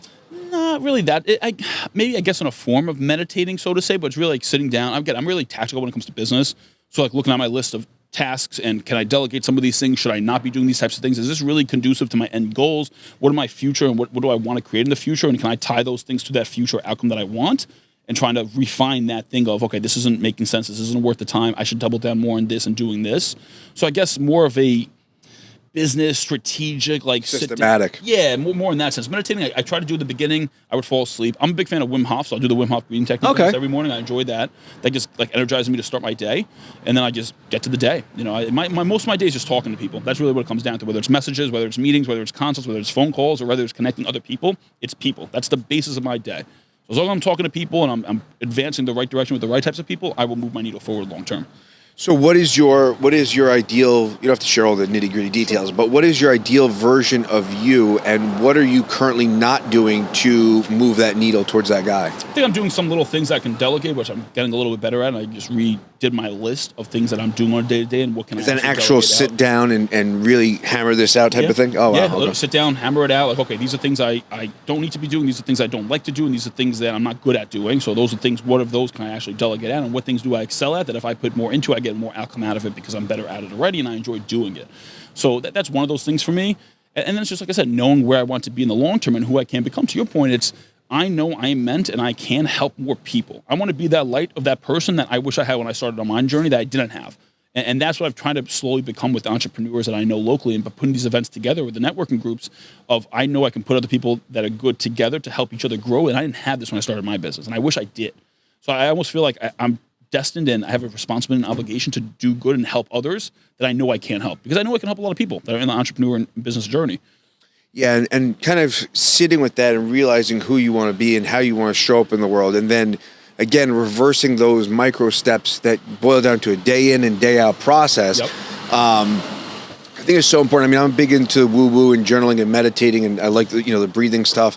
I do a lot of breath work. And those are all serve as modalities, as opportunities to have some clarity around yourself, right? And disconnect yourself with, a result or an end goal, but still keeping in mind that I want to be this person, right? And I think it's also important to know that that's always changing, right? That's always an evolution of where you are currently. If you rewound time and said, oh, you're going to be smoking a cigar, drinking an espresso with Tony, I might be like, what the fuck are you talking about, right? But the essence of who you are, right? The essence of my daughter saying, I want to do this, I want to do that.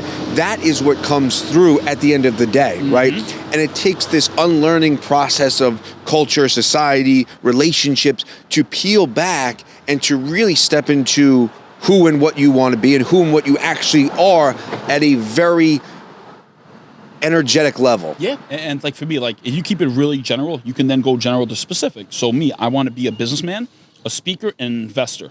Then you go down from there. What type of businesses do I want to be a business owner of? Speaker, what are the things that I want to talk about and to whom? Investing. What do I want to invest in that I believe in, that I can become passionate and actually learn more about in that sector?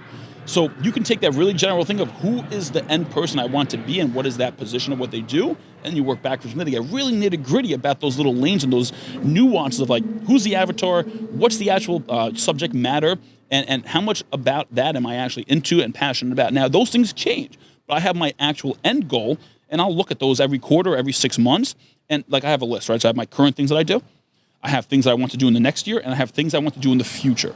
So one of those things, I want to have a cigar lounge in the future. Maybe that changes. That's not my next year thing. That is a future thing, which I might knock that off my list in 3 years from now. Who knows? But that's on my list now.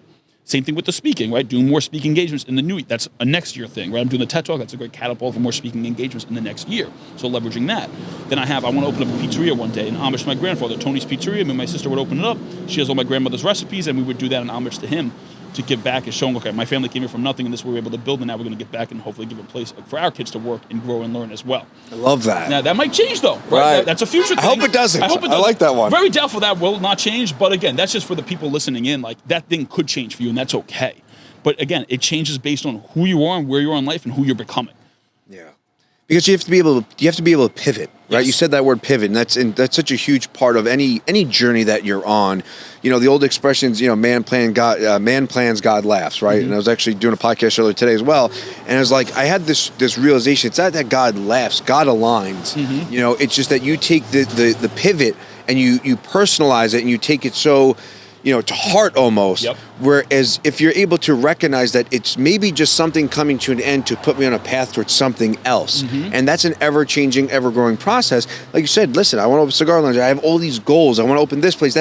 All of that might be radically different in expression, but in the essence of what it is, you still are taking steps to manifesting who and what you want to be, and therefore you are now peeling back the layers that are going to be there and peel back the layers that aren't going to be there anymore. Yeah, you're getting closer to the person that you need to become to end with that end goal that you have in mind. That may change. That that goalpost might move, and that's okay. But you're peeling back the layers of who you need to be to get to that end goalpost, and that's okay. But a lot of people, I think, have that agnostic thing, like this is my goal from day one. It needs to be the same goal by day, year 26. And that's okay. That's not the reality, man. That's not the case, and that's okay if it's not the case. And I want to hit on something that we spoke about earlier, because I just had a thought about it, is that an object in motion stays in motion, right? Having that positive momentum. And I'm a big believer in, like you were mentioning, with the runner, they can just fizzle out because they had that burnout versus the other guy was more consistent with the energy output, that he was able to run a longer duration and ended up getting further along in that line.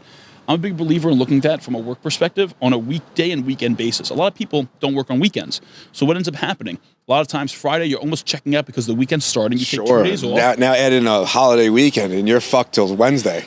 Now you're picking up Monday. Most of your Monday is catching up from the weekend. You're really only working Tuesday, Wednesday, Thursday full throttle. Now me, I'm working consistently every single day. Even if my weekends are less work, I'm still doing about 8 to 12 hours of work on each weekend day, right? So that's still 16 to 24 hours on a weekend versus me doing 0 and then I have to start up again Monday. I'm consistently keeping that momentum going day after day after day. Even if it's not as much as I can do, I'm doing something. You have to get back on that horse every time. And that's the same thing with business. Like when you fail and you have to pivot, you can't lose that enthusiasm because you got knocked off the horse. Pivot forward with enthusiasm and you'll continue to get that peel that onion to where you need to be. To your point, there are people that are not happy doing what they're doing, the 9 to 5, right? So I say to that, I was in that position too. I didn't enjoy the 9 to 5. However, you have to shift your perspective at different phases of your life. So what I do, you can still learn no matter where you're at, even if you don't enjoy doing what you're doing.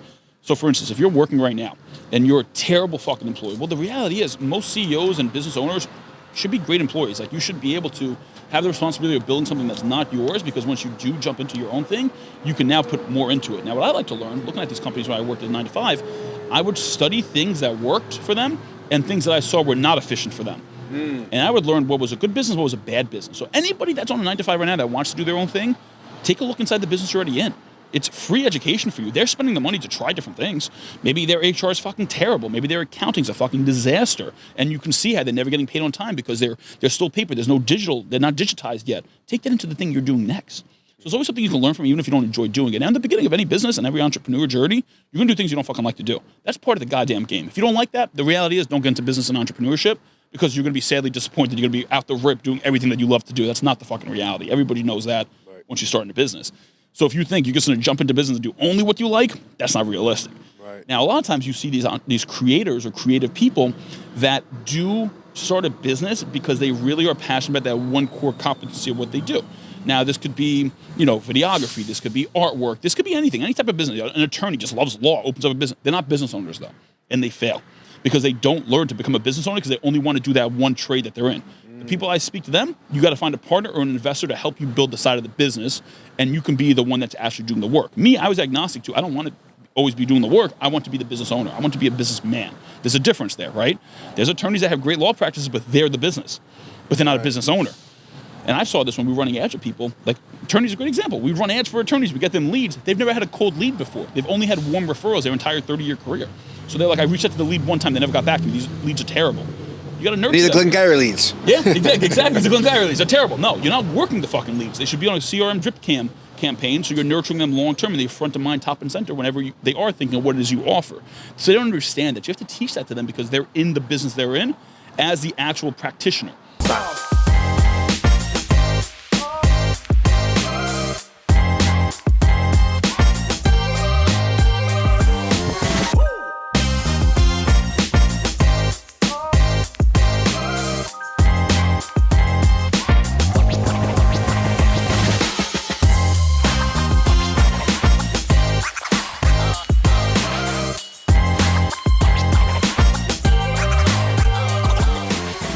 So there's different levels to every aspect of business.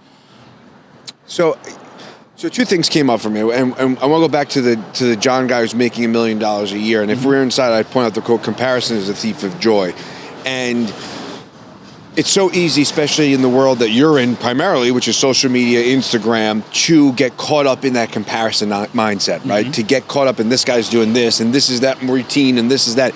How do you stay level-headed when there's so much going around you, especially someone who can easily inflate your ego by the amount of followers or the events you're doing or TED Talk? How do you stay grounded in lack of comparison, and do you still get caught up in that? Do you look at other people and go, oh man, I should be doing X, Y, and Z? I think it was really more in the beginning of my journey. Like I mentioned, it was my dream, and I didn't give a fuck if anybody believed in it or not because I knew it was mine, and I couldn't expect anyone to believe in it. So when I got into social, I'd get made fun of kids I went to high school with, like, what the fuck are you doing, Tony? You weirdo godfather of Instagram wearing track. I'm like, this is who I am, man. Like, I wear in tracksuits when we were in high school. There's no fucking difference. I'm just on social now. And I think what I took to me, and I still take this to the day, I don't get excited when people compliment me or comment positive things. I don't get bothered if you say anything negative about me. I'm baseline. And a lot of people, they get really excited with the positive, but when you get really excited with positive, then the negative stuff fucking hurts you. So I'm just fucking baseline, man. It doesn't make a difference if you're positive or negative towards me. It's not going to affect who I am because I know where I'm going regardless of that outcome and what you're saying to me about whatever it is. And that's a big thing you have to get comfortable with yourself internally, though. Because once you start to see a little level of success, you will have people rah-rahing you around. And I still don't listen to them. It doesn't matter to me because they may drop off over a long time, too, because once you do become more successful with some people, they don't never want to see you become better than them. So you have to completely disalleviate that from the beginning of, like, it doesn't matter if you're going to support me or not. I'm still going to do what I'm doing, and I believe in me at the end of the day, bottom line. Yeah, you have to be your biggest fan, right? No matter what, because it's your dream. I can never expect you to believe in my dream more than me, Vin. That's not fair to you. That's not fair to me. It's me. Right. My dream, man. What is your dream? I mean, you mentioned the pizzeria. You mentioned the cigar lounge. It's the business owner, the businessman, speaker, investor. Those are my three core competencies of what I want to be in the long-term Tony Pack. And all those different lanes are different things, right? The business owner, multiple businesses that I want to be a part of that I have now. Like I have Wine Eye Media, I have the Circle, which is a networking community. I do the events, I have the golf outing, right? More things to come. And the speaker, more speaking engagements, speaking on specific topics that I feel passionate about. So you have a TED Talk coming up. Mm-hmm. Can you share what you're going to be talking about at the TED Talk? Yeah, so we kind of touched upon it at the beginning of this conversation. It's how cigars can be the spark the world needs. And I'm going to be talking about my journey of how I came from a kid that had a speech impediment. I was getting made fun of for speaking as a kid. Now, what was your speech impediment? So I would say words like dwink instead of drink, twuck instead of truck, pita instead of Peter. Yeah, my son's working on his T's right now, so he's Yep. Yeah, it's a tough thing, man. I would get made fun of as a kid, and now here I am. I've spoken on TV. I've been in Forbes, and now I'm doing a TED Talk, and it's just showing that mentality of it doesn't matter what you made fun of. Like, it's your job to do the internal work to get better at whatever it is you want to get better at, because you can't achieve it if you want to, because why not you? Which kind of ties into the whole business model, right? So the TED Talk's going to be about the speech impediment, transitioning to how I became a better communicator by diving into going to the cigar lounge. So telling my story about the cigar lounge and the people that I met, because I am a real believer in cigar lounges, and smoking cigars was an opportunity for me to, one, become a better communicator, one, also, two, learn how to build relationships, and 3, connect with people that I wouldn't have the chance to connect with otherwise. And those are the big time people like the Giulianis of the world and the Prince of Finland. I would never have the proximity. Yeah, how the guys. fuck you gonna meet the Prince of Finland? Yeah, right. It's crazy. He's a fucking lunatic, by the way, madman. But we had a great time. And then I'm going to wrap up the whole speech at the end with. Now, I'm not telling all of you guys that you have to go smoke cigars and go to Cigar Lounge to achieve what you want, but I want to hopefully help you find your spark in this world to go to places that will give you that opportunity. That could be a country club to you, or a coffee shop to someone else, or a gym to someone, or a restaurant to someone else. But don't look at it just because it's not a traditional place of where you could become better and grow, that it doesn't mean that you can't go and grow. Yeah, 4 mantras of building Agora and my own personal journey. The first one was don't lose your dinosaur, right? Which is from Step Brothers, which is, we lose that. I'm impressed that you're going with that last little bit. We lose that as children, right? Like we go back to the point we were talking about, like you ask my daughter, ask young Tony Peck, or you ask anybody, what did you want to be? And it's an astronaut, a baseball player, whatever. And we entertain that for children. Oh, okay, great. Like we give them this kind of false sense of hope that they can go out and accomplish that. But then again, to the point of somewhere along the lines, you lose that, right? That gets stripped from you by your grades or your teacher or your parents or whomever, right? It starts to slowly get taken away from you. The second one is magic is real. And the sense that you tap into, when you start to go on the path of whatever it is, entrepreneurship, enlightenment, personal development, you start to realize the serendipities and the alignment and the small things that start to connect. And it goes back to that point of like, is this a punk thing? Like, what's happening right now? That, to me, that's magic. Yep. There's magic in the air that you are tapping into on an energetic level that's taking you, that you're so present. You're so present to what's happening that is a magical thing. And you could do that in just staring at the colors of that tree and the contrast against the building. That's being present. And there's magic to that. It's simple, but it's effective. The third is follow the golden thread, which I think is a little bit what you're talking about. Find that thing that makes you want to grow outside of, that pulls you forward, right? And yes, for you, it's manifested in the cigars, but the cigar is just this tangible expression of that. Yes. It's just the thing that you hold in your hand while you're having the conversation, right? Exactly. And then the last is, if you build it, they will come, which is from, obviously, Field of Dreams, which if you put in the work up front, and you are willing to do the grunt work, and you're willing to step into that space of discomfort. I think about the scene in Field of Dreams when, his brother-in-law is like, you gotta sign over they're gonna take your house. Yep. And then James Earl Jones stands up and gives that great speech. You're gonna come up against so much resistance. You're gonna come up against it. How do you weather that storm? How do you get back on your surfboard? How do you build what you want? Because at the end of the day, and I know it's not guaranteed, but it kind of is. Yes. It kind of is in its own right that if you show up and do the work, the universe is going to respond. God is going to respond to that action. Not if, but when. A lot of people don't last long enough to hit that when portion. They're like, it didn't work for me. You just didn't do it long enough. Is that chip into the rock mentality? Like you quit way before it was going to break, or maybe just right before it was going to break. You never know. And something my dad told me at a young age, whenever we dropped me off for school, he always told me you can achieve anything you put your mind to. And he said this to me with a belief of being a good father and giving me that motivation of I can go after whatever I want. But then again, as you get older, I think my father believed it less about things that I wanted to be.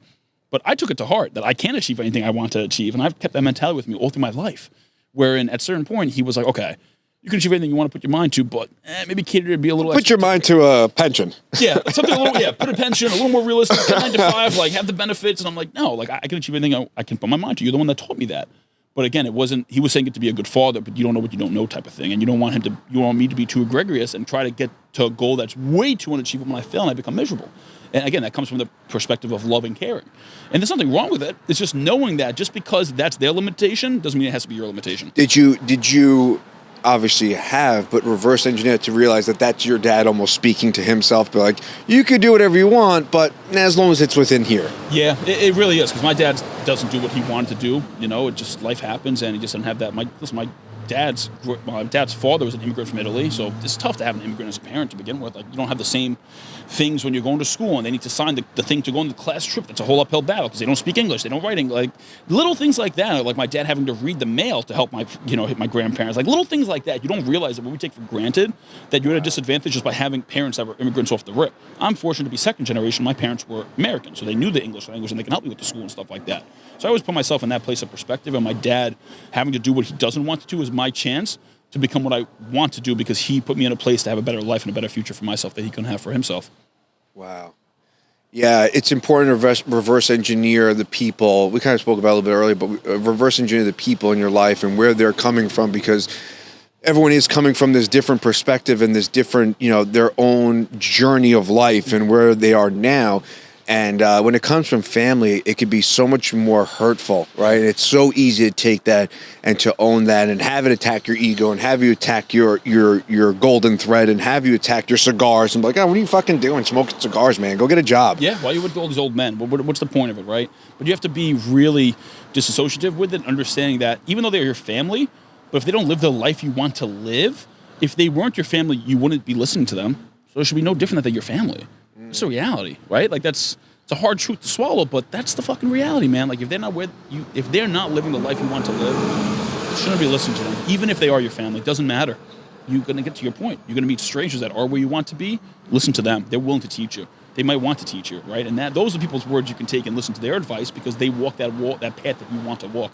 Yeah, and it's funny because when you get to a certain level, and you spoke about your own regards, like there's so much more collaboration at higher levels than there is when you're in the grind of it, right? Yeah, when you're climbing that ladder or going up that staircase, the collaboration seems like it's not even existent, and everybody's out for themselves, and there's this cutthroat approach to things, which understandably so because it comes from this scarcity mindset, right? There's millions of podcasts, right? There's millions of entrepreneurs, and if you're only locked into, well, fuck that guy and fuck this guy, and if you're in that scarcity mindset, it's going to emanate in the work that you're doing. It's going to keep you small because you're not in this expansive, energetic space to receive. You know what it is? I'm going to give you a great concrete example. A lot of people think to build the biggest building in town, you have to knock down all the other buildings. I believe to build the biggest building in town, you have to help others build theirs as well. And that's a big difference to really understand and like live the day-to-day with, that it's okay if people outpace you and they become better than you. Learn from them. Keep them around you. It doesn't mean that they're not, like, oh, fuck them because they're more successful than me. Learn from them. They're around you. Take it as a blessing. Be grateful for that opportunity that you even had them in your network, that you could learn from them, be around them, and take tidbits of information that you see work for them that they can maybe potentially work for you, as opposed to that jealousy mentality because of the scarcity mindset. Right. There's more than enough money to go around in industries, right? I can fucking follow, if I'm a mortgage professional and there's a guy that's doing better than me, don't say fuck him because he's doing better than me. Learn from him. What is he doing better that's making him better than me? There's more than enough money to go around because at the end of the day, you're a mortgage professional. I can do the same thing if we're both mortgage professionals and you're a mortgage guy, but the person's going to choose to work with the person they like, know, and trust more. So that's an opportunity for you to be yourself and put out who exactly you are to attract that right customer for you. Because at the end of the day, not everybody's going to like you, not everybody's going to work with you. That's okay. But being your authentic self is going to attract those that want to work with you. What ends up happening, it's a weird nuance. They don't end up liking you, they end up loving you. And you end up disqualifying the ones that weren't going to be a good fit to work with you anyway because it wasn't going to be a great relationship because they don't like you. Maybe you curse. They don't like people that curse. Well, great, I'm going to fucking curse on social. So if you don't like cursing, jump off the page now because you're not going to like me in person anyway. Right. But then the one that does like, oh, he's real. I love this guy. And you build that real community and that real base of people that can really help you grow to where you want to be. That authenticity piece is huge. I think that's really huge, and you see it more and more again. But there also is this this almost Wizard of Oz effect where, like, you can't be too vulnerable. You can't, and especially as men, right? Yeah. It's so easy to shut down, to not be vulnerable, to not put yourself out there, and because you are going to get made fun of your friends, right? Your friends are going to make fun of you. You are going to be, the vulnerable guy who's like, oh, what are you doing? Yep. Like, even in opening Agoras, like, some people are like, you want to do what? Like, and how quickly the stereotypical thing is like, oh, you're going to do cigars and like whiskey and stuff. I'm like, no, we're going to do breath work and we're going to meditate and we're going to do ruck walks and 5Ks and the cultural expectation of what a men's social club is sets the precedence of people. And again, to your point, it automatically removes people from what we're doing here, exactly. Right? Automatically people are like, you're doing what? Breath work? And no, that's not my thing. I want to smoke a cigar and have a whiskey. Yep. This isn't the place for you. And if you're okay with turning down business, so to speak, then it's going to open up more opportunity to be authentic. To the right people. To the right people. To the right people. And that's more powerful than anything. And you see, too, in the beginning of any entrepreneur's journey, strangers will support you more than the people that know you. Interesting, I learned on my journey now, I've become friends with a lot of those strangers that are in business, and I'm still leveling up, and they're kind of staying the same, and now they're becoming like my old friends, where it's like, they'll make fun of you more, or they're like, oh, you don't have enough time to hang out with me. No, I don't. I don't. I didn't have time for the friends in the beginning. Now we're becoming friends. We don't have much of a business relationship. You're kind of going to fade out slowly over time. And again, this is a very cold, stoic approach that I have, but it's the reality to get to where I want to be. And the top guys, they look weird. They look like they are addicted. They are obsessed. You need to be that to get to that end goal if you really have a really large goal for yourself. And that's okay. There's nothing wrong with it. And there's also nothing wrong with not wanting that. Right. But you can't put your projection of judging someone else because that's not the walk that you want to walk. Like me, I'm never going to, be upset that someone doesn't view the things that I like to spend time on as something that they want to spend time on. But vice versa, I expect that same respect to me, but that's not often the case. Well, you become the pariah when you're the guy that isn't watching the game, isn't going out to the bar having drinks. For me, it's like video games. Like I can get very wrapped up in video games. But when you start to go on that personal development journey, if you will, all of a sudden you start to realize the things that you consume really start to dictate your mindset and how you want to show up in the world. So whether it be what you're watching, what you're listening to, what podcasts you're listening to, what shows you're watching. Yep. People like I happen to watch the World Series. I don't watch TV. I don't watch TV. Yep. My kids see me on the couch. They're like, what are you doing? Mm-hmm. Like my daughter, Dad's watching TV. Something's wrong. Yep. Something's wrong. Like, I'll sit down, watch a show with my wife. Mm-hmm. We'll connect on the couch and watch a thing or two together. But for the most part, you'll never see me at home on the couch watching TV. Yeah. Just doesn't happen. Doesn't happen. Same way, for the most part, my kids had a project to do. And Dad's favorite food is steak. Right? What's Dad's favorite dessert? Dad doesn't eat dessert. Right? Yep, exactly. But I eat ice cream here. But it becomes what you consume. Mm-hmm. You start to realize it affects you in so many different arenas. Mm-hmm. And it's so dismissive and culturally appropriate to just watch that show. Yeah. To get caught up in. Listen, I love fucking Game of Thrones. I watched it from season 1 every Sunday, dialed in. I did it. Mm-hmm. But it's not my overall being every day on the couch eating shit, playing video games. It just can't be. Yeah. Because I have things I need to do that take precedence over sitting on the couch. Mm-hmm. You have to say no to the short-term thing that you want to say yes to the long-term goal that you have. And a lot of people have that difficult thing to do it to get there because of the other people projecting on them that it's weird that they're doing that. Mm-hmm. That's okay. That might be your right lane, but not their right lane. And for me, it was I stopped watching sports. I haven't watched sports in 6 years. Dude, I watched the World Series just because it was my nephew's a bat boy for the Yankees, so I was like, I got, Yep. all right, it's on TV in the World Series. I'm gonna watch it. But outside that, I don't watch sports. My girl thought I was nuts because I didn't watch the World Series. I'm like, I don't care. I'm going to see it on Instagram. Someone's going to post if they win or lose at the end of the night. I'm going to see it at some point. I'm not watching it. See it in 2 minutes. I was like, I'd rather get to meet. I met Carlos Rodon. I'm becoming buddies with him. I come to the golf out and he wants to play in it. So I'd rather become and build relationship with the actual people that are on TV than watch them on TV. Right? There's no value in me watching him on fucking TV. I'm not going to benefit by watching the fucking Yankees play or score. I'm going to, I can swing back because I saw him do that. I don't fucking play sport. I don't give a fuck, right? Mickey Mantle doesn't pay my bills. Yeah, right? They don't pay your bills, right? And right. If it's an escape for you and you're a high performer, then I'm all for it. But to me, that's not my escape. My escape is I'd rather just do more things to be productive for me. So I got rid of sports the last 6 years. I have no idea. I don't know who's in fucking Super Bowl. I find out the day when people post it on it. I don't do Super Bowl parties. You're not going to see me. You don't see me at stuff like that. I don't do Halloween parties. You're not going to see me doing these things. They're not going to get me closer to where I want to be. Now, I'm very extreme. Tony, you're fucking nuts. Yeah, I need to be fucking nuts for where I want to be. Nothing wrong with me, nothing wrong with you. But don't say there's something wrong with me because it's not how you want to do things. And that's what I see a lot of issues with people are. And that's why you lose friendships, because it's that give and take. It's like, oh, you don't see me enough because you're working too much. Yeah, I am fucking working too much. I'm not where I want to be, and I need to work more to get to where I want to be. And if you're my real friend, you'll still be there for me. And the reality is, a lot of the times, the people that, I deal with a lot of people, Tony, you don't hang out with me anymore. I don't have fucking time to hang out with you. I don't have time to fucking hang out with myself, right? But what ends up happening, you get to the success you want, the people below you, I don't want to say that it sounds negative, but the reality is, you know what I'm saying, they're still going to be there. And they're still going to want to even spend more time with you because you got even more successful now. So they're not going to go anywhere, but your goals might fucking escape through your hands if you focus on them first. So focus on the goal. They're still going to be there at the end of the day. And if they're not, they weren't for you anyway. And that's the harsh reality, but it's the reality nonetheless. You mentioned a little bit earlier about doing things you don't want to do and doing things that you're not good at doing. Yep. And have you ever read Stephen Pressfield's War of Art? No, I have not. I will get you a copy of it. He talks about pros hiring pros, right? And there's been, a few different spats of me being like, I don't want to do this thing, but I'm going to do it anyway. We'll be hanging shiplap here, doing it in the pod shed. And then there's the, I don't want to do this thing, and I probably shouldn't do this thing, like putting up my fucking pool, right? Like there's learning where your strengths are, where your weakness is. But then there's a fine line of also like expanding outside your comfort zone and be like, yeah, I could still do this thing. And at the end of that, it's way more rewarding than if you just paid someone to go and do it. So how do you manage of like, yeah, I don't want to do this thing, but I should do this thing, but I don't need to do this thing. So how do you kind of navigate that self-talk? Really knowing what that thing I'm doing, what's the end result of it, right? Is it going to make me better, or is it going to make me more in the future? Right? Those are really how I look at it. And if neither of those two are the outcomes, then I'm not going to do it. I'm going to figure out how I can avoid doing it and putting it to someone else, maybe just avoiding it entirely, not having to do it, because maybe it wasn't as important as I first thought. But the way I look at it is there's levels to it, right? And I never realized this until I got into business. The beginning of business, you don't know law, but you got to figure out stupid basic shit. You don't know taxes and accounting. You have to figure out basic shit. Then you get to a certain point, I can hire an accountant, I can hire an attorney, right? Then you have businesses that have an in-house accountant, in-house attorney.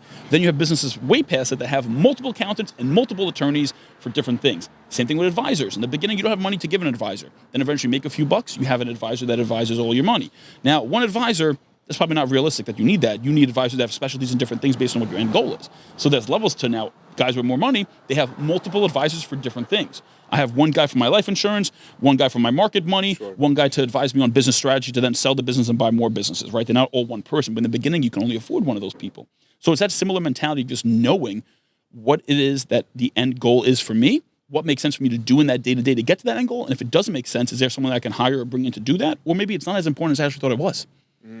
Yeah, what comes to me is when I was doing Agora, I used to be a painter, and I looked and I was like, yeah, I'm not painting here. Yeah. Like, I know how to do it. Mm-hmm. Doesn't mean you have to. But I'm not painting here because I know the amount of energy I'm going to put into painting these high ceilings is not going to be worth it. But I'll do the shiplap. And halfway through it, I wanted to throw the shiplap out this fucking window and freak the fuck out. Yep. But at the end of the day, when I was done with it, I was like, I felt so fulfilled. I was like, wow, this is very rewarding. Mm-hmm. This was a rewarding thing that I could have outsourced to somebody else, but at the end of the day, it felt good to actually just get my hands dirty a little bit. Yeah, and that's okay. Again, it comes down to that person, right?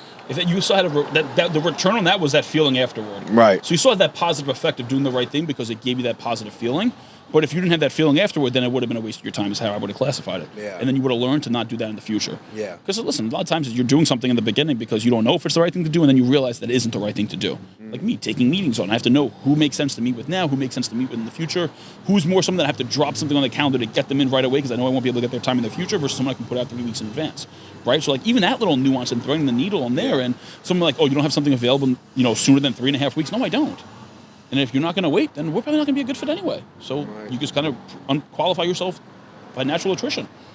And in the book, he also talks about resistance and how, there's the muse, right? And the muse is going to call you to, show up to be that ultimate version of yourself. But then you're going to you have to come up against resistance. Like you have to. It's part of the process. Yep. How do you manage resistance? How do you manage that internal dialogue that tells you that you're kind of going the wrong way? Like, do you hear it out? Like, for me, when I hear like that negative self-talk or whatever it is, I'm like, let me hear where's this coming from? Because it's usually coming from a place of fear. That's the reality to it. So the more I hear it out, the more it will expand on the idea. Or it'll be something small, and I'm like, all right, where is this coming from? What's the origin source? And it's like I said, it's usually fear. I'm like, all right, well, what are you afraid of? And then I go down that rabbit hole. So how do you navigate the resistance that you come up against in whether it be speaking or whether it be building a business or just, the golf outing? I'm sure you come up against so much tangible resistance, right? And then internal resistance. I guess on the other side of resistance is growth. So I'll just push through the resistance. Knowing the other side of it is the end goal that I want to get to, no matter how hard that resistance might be to get through. Now, every different thing you have, there's different difficulty of resistance. Some resistance is a little bit easier to push through. Some things might be harder to push. They might take longer to push through as well. So almost setting the expectation for myself about how hard of a resistance point it is and giving myself that realistic expectation of how long I think it should take me to get through there to get to the other side. That's a good point. And I mean, the resistance part of it, as much as it's part of the process, you have to hear it out and you have to come up against it. It seems as though, again, to our earlier point of it seems as though you have to push through, that resistance is going to come. Yeah. And recognizing it is half the battle. Oh, yeah. And then interfacing with it is the other half of the battle. Mm-hmm. And then knowing that you can push through that resistance. And then I think also having some context into experiences that you have pushed through before and saying, oh, this is that same thing, but just now in this version of it, right? And being able to navigate that and say all right, I've experienced this in some way, shape, or form. Let me just kind of stay steadfast on my goals. Well, the good way to look at it is let's look at resistance as a rock, right? Again, I like the chipping at the rock because I really do live by that on the day-to-day. Every day I chip through my rock. But let's look at resistance as a rock, right? Some rocks, some of the resistance is going to be a smaller rock versus bigger rocks. Now, in the beginning, a little rock might be a massive, hurdle in your path. But as you grow and you push through it, what happens? You become stronger because you keep swinging that hammer to break through. Now, the little rock's like a fucking pebble. Like, this thing that used to bother me back then doesn't do nothing to me anymore. Now, my new resistance is a bigger rock. So you start to become stronger, you get better, you become more knowledgeable, and the hurdles you face on your journey, and this is the reality, you have to understand this is the reality and be part of it. You will never stop finding resistance. The resistance will become harder and bigger in the future, but you become better, bigger, and stronger because of all the resistance you got through before. So every little resistance point I have to push through, I know it's making me better and the better version of myself to push through the next resistance in the future because it is inevitable. I know it will come across at some point. And if you're not finding resistance, you're probably not on the right track because now you're playing too comfortably. Well, that was going to be my next point, is that when you come up against resistance, it's usually a sign that you're on the right path. It's like glass ceiling mentality, right? You can see right through, but I don't have a hammer big enough to break through that glass ceiling. Right? Yeah, I got to become stronger to break through it. But you can see through it. Yeah. And there's levels to it. Just consistently breaking through that next level and just knowing there will be another ceiling at that level when you get there, and you have to push through harder maybe to get through that one than you did before.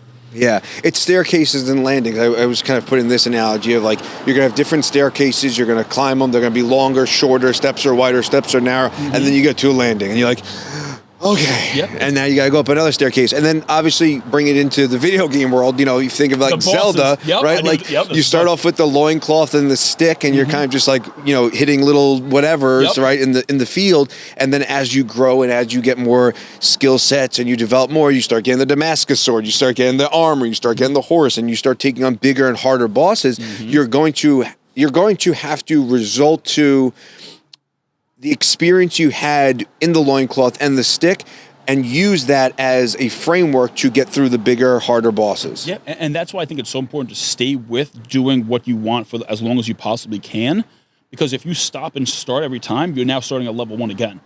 But if I get to level 10 in one of my things, right, now I have all my level 9 and beyond before that knowledge to break through level 10. But if I start from 0 again, I'm going to go back to level 1 having to fight a new boss.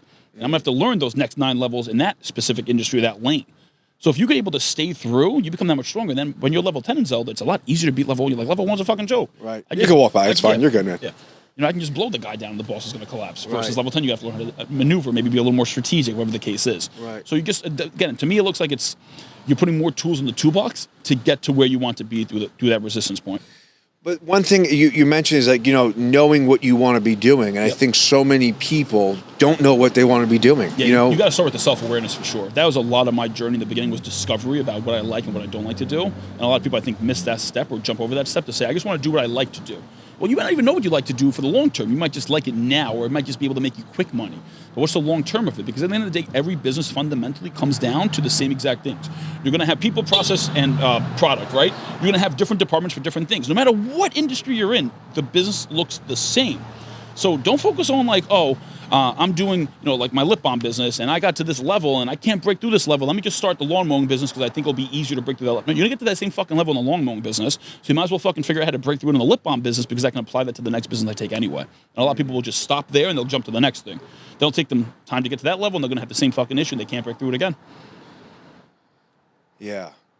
Yeah, there's a lot to unpack there, but I think, the personal self-help, the development, the enlightenment, self-actualization is so important. And that's where it goes back to that childlike wonder that we lose so often. And, sitting down with yourself and doing things that you like to do as a child is a great way to kind of revisit that. I took a really cool shadow work with a buddy of mine. I went through a program of his, and part of it was like, go do something that you enjoyed doing as a kid. And for me, I loved my action figures. I loved playing with action figures as a kid. It was like I would be in my own world.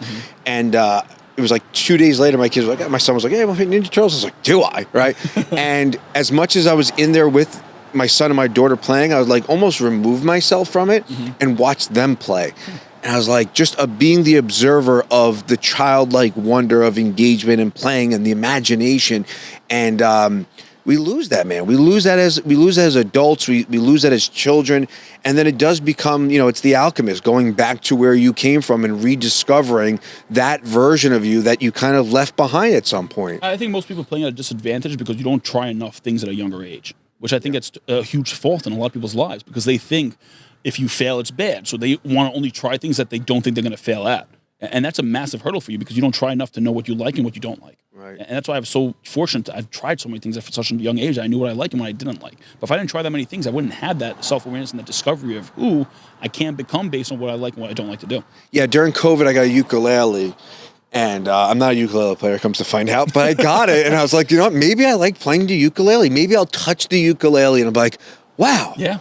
This is a version of me I wanted to. I'm not. That could have happened to me with cigars. Just Right. as easily as it did positive, it could have been a negative experience, and I just would never dealt down the cigar road, right? It's the Right. same thing for so many different people and so many different things you can use that mentality for. And not thinking that you have to be great at everything, No, right? you Like don't. my daughter, I love her, but she's like, you know,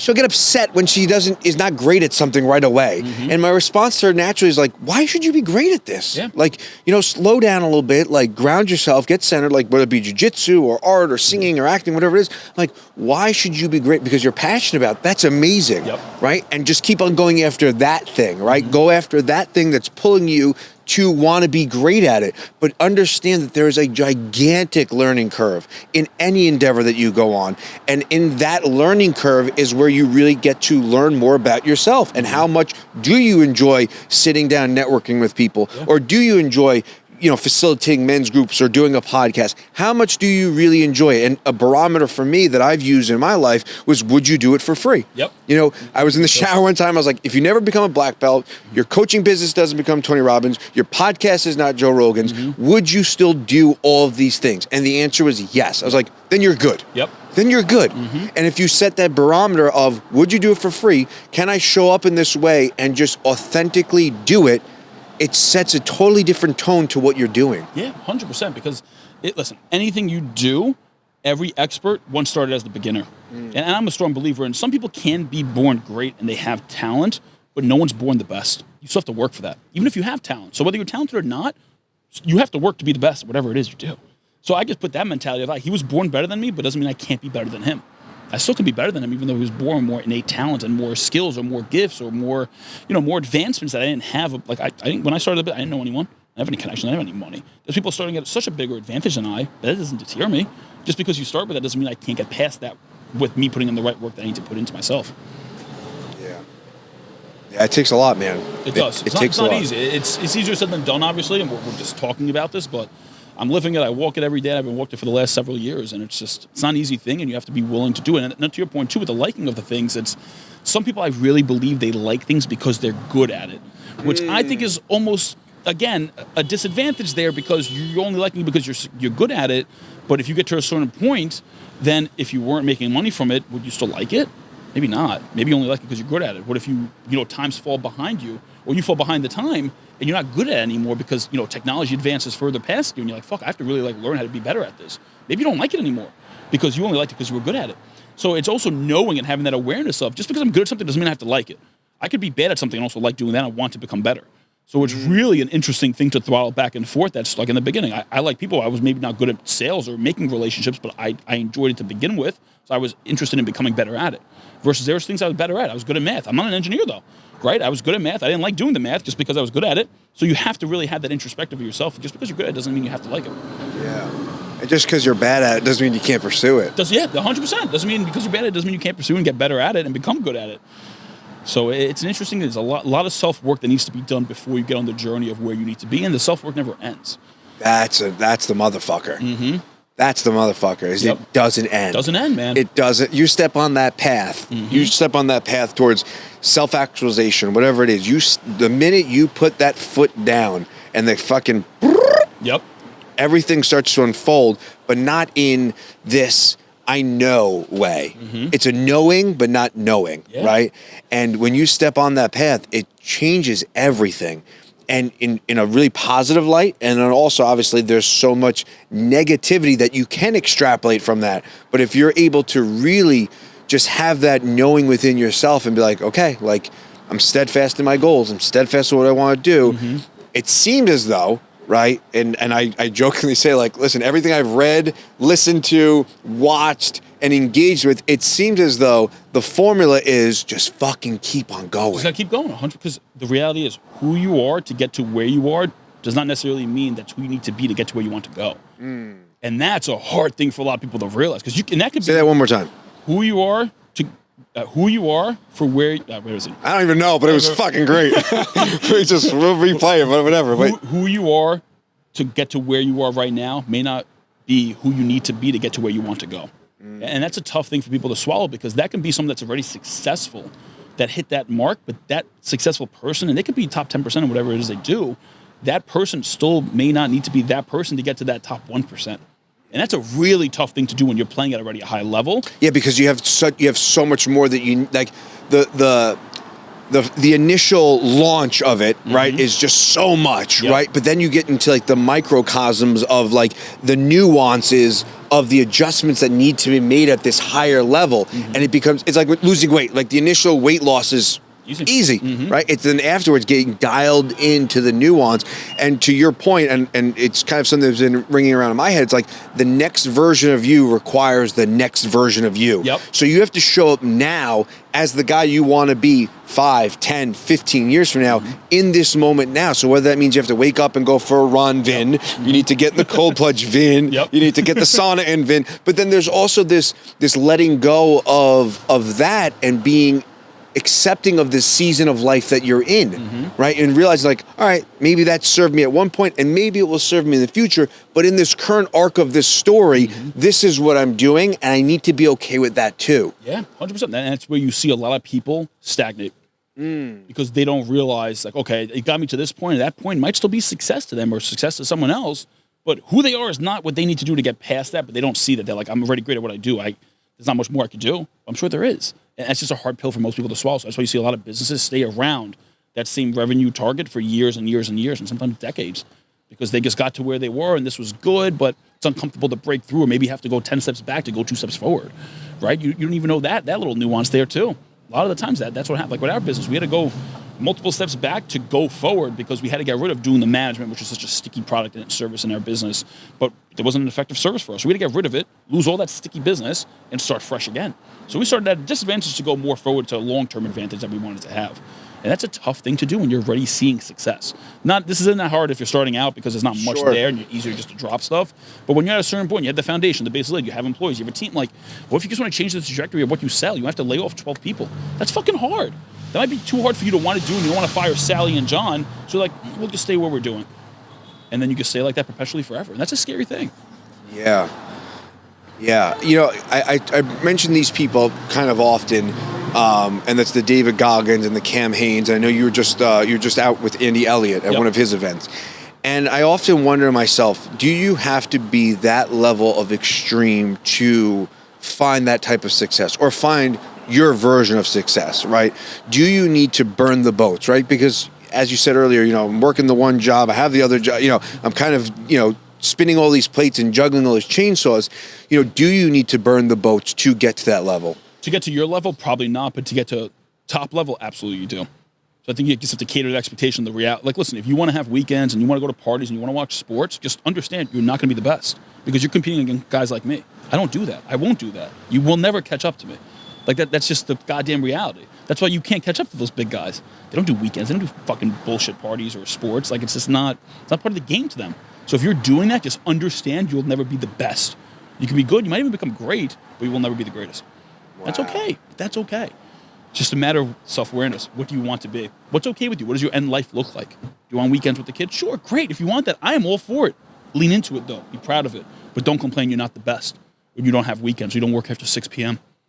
You can't expect to be the best when you have people like me going to do way more than you. I'll do double or triple than you in a week. You'll never catch up. It's impossible, right? And now the good thing, too, to jump on that part, let's say you see someone in the industry you want to become like, right? And they're the top dog.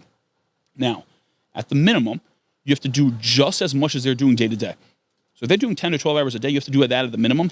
And when they stop is when your work really begins. So otherwise you'll never close the gap if you're just doing exactly what they're doing. They're going to keep that same distance away from you. You're going to always be that distance away because you're never doing more than what they're doing. So you have to do the baseline and more if you ever want to close that gap.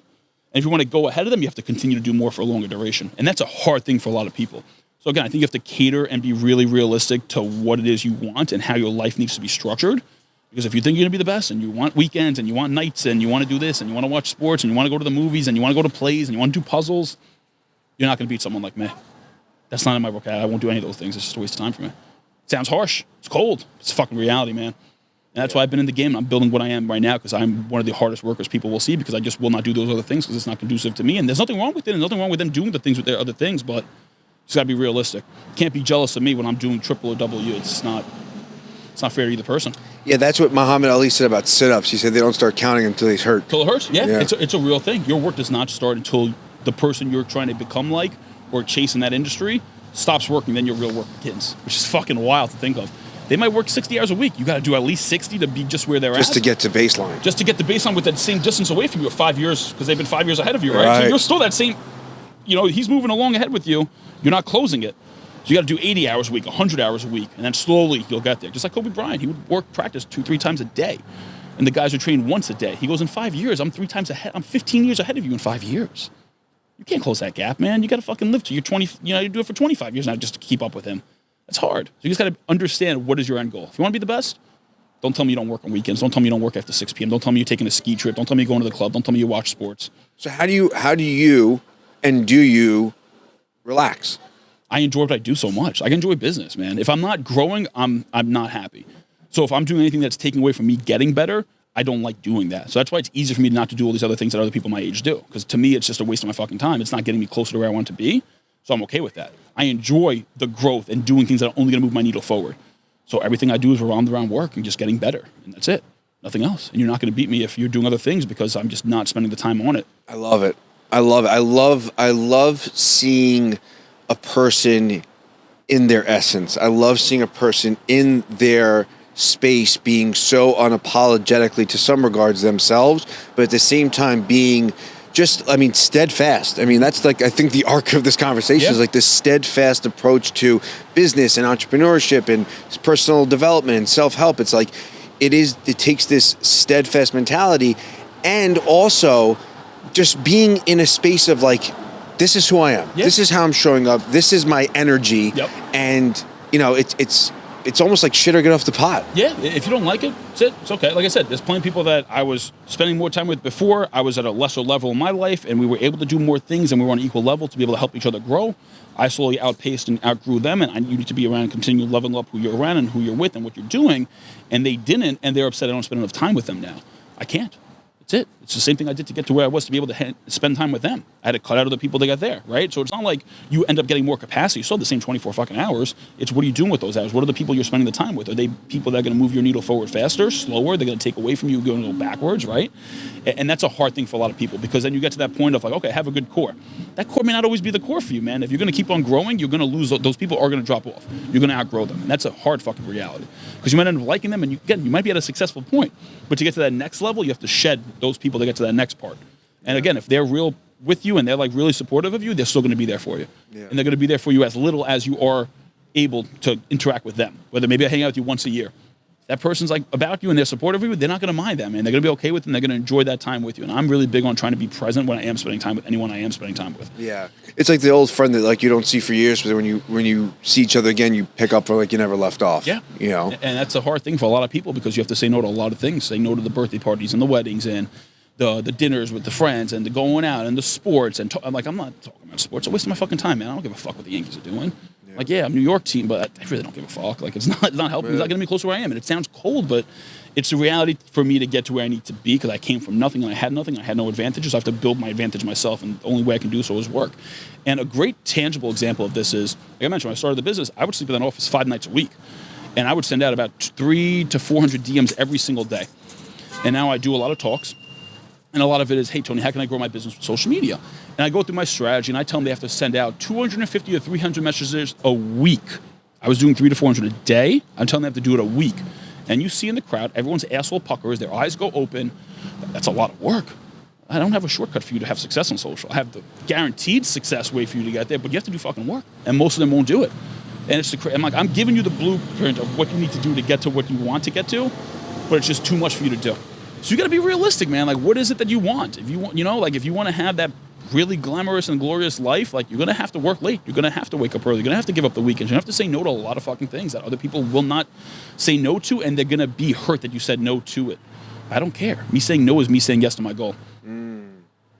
Yeah, and I love the name of the company. Obviously, why not you tugs on these heartstrings that allow you to go down a rabbit hole of exploration of yourself and see yourself in this bigger light, right? And it's, jokingly, it's hey, you never know at the same time, Yep, right? It's 100%. the same idea of like, wait a minute, maybe I do have this capacity to do more. Maybe I do have this opportunity to expand outside of my comfort zone, and why not me, And if you allow yourself to play in that space of imagination, then really the potential is endless. It is. And I believe this mantra, this is what I live by. Everyone's like, what's your goals for the new year? I want to do more and get better, because you only have so many hours in a day. So if I'm working 14 to 16 hours a day, I really can't work more than that. You need to sleep, you got to eat, you got to shit, right? At the end of the day, it's a reality.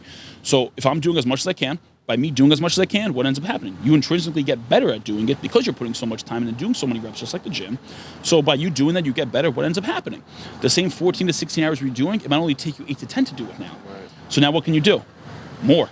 So you do more, you get better. You do more, you get better. And that's the way to continually, consistently grow.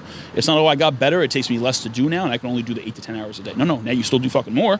Now you get better at doing that, and then you're able to do more and continue that path onward and upward. I love it. It opens up so many rabbit holes to go down.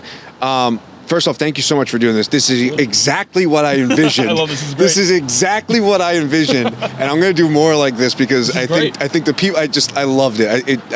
Having a man of the people, we must be amongst the people. I love it. And allow the strollers and the runners and the bikers and the kids and the cars and the construction. Allow it to all just add to the experience of who you are.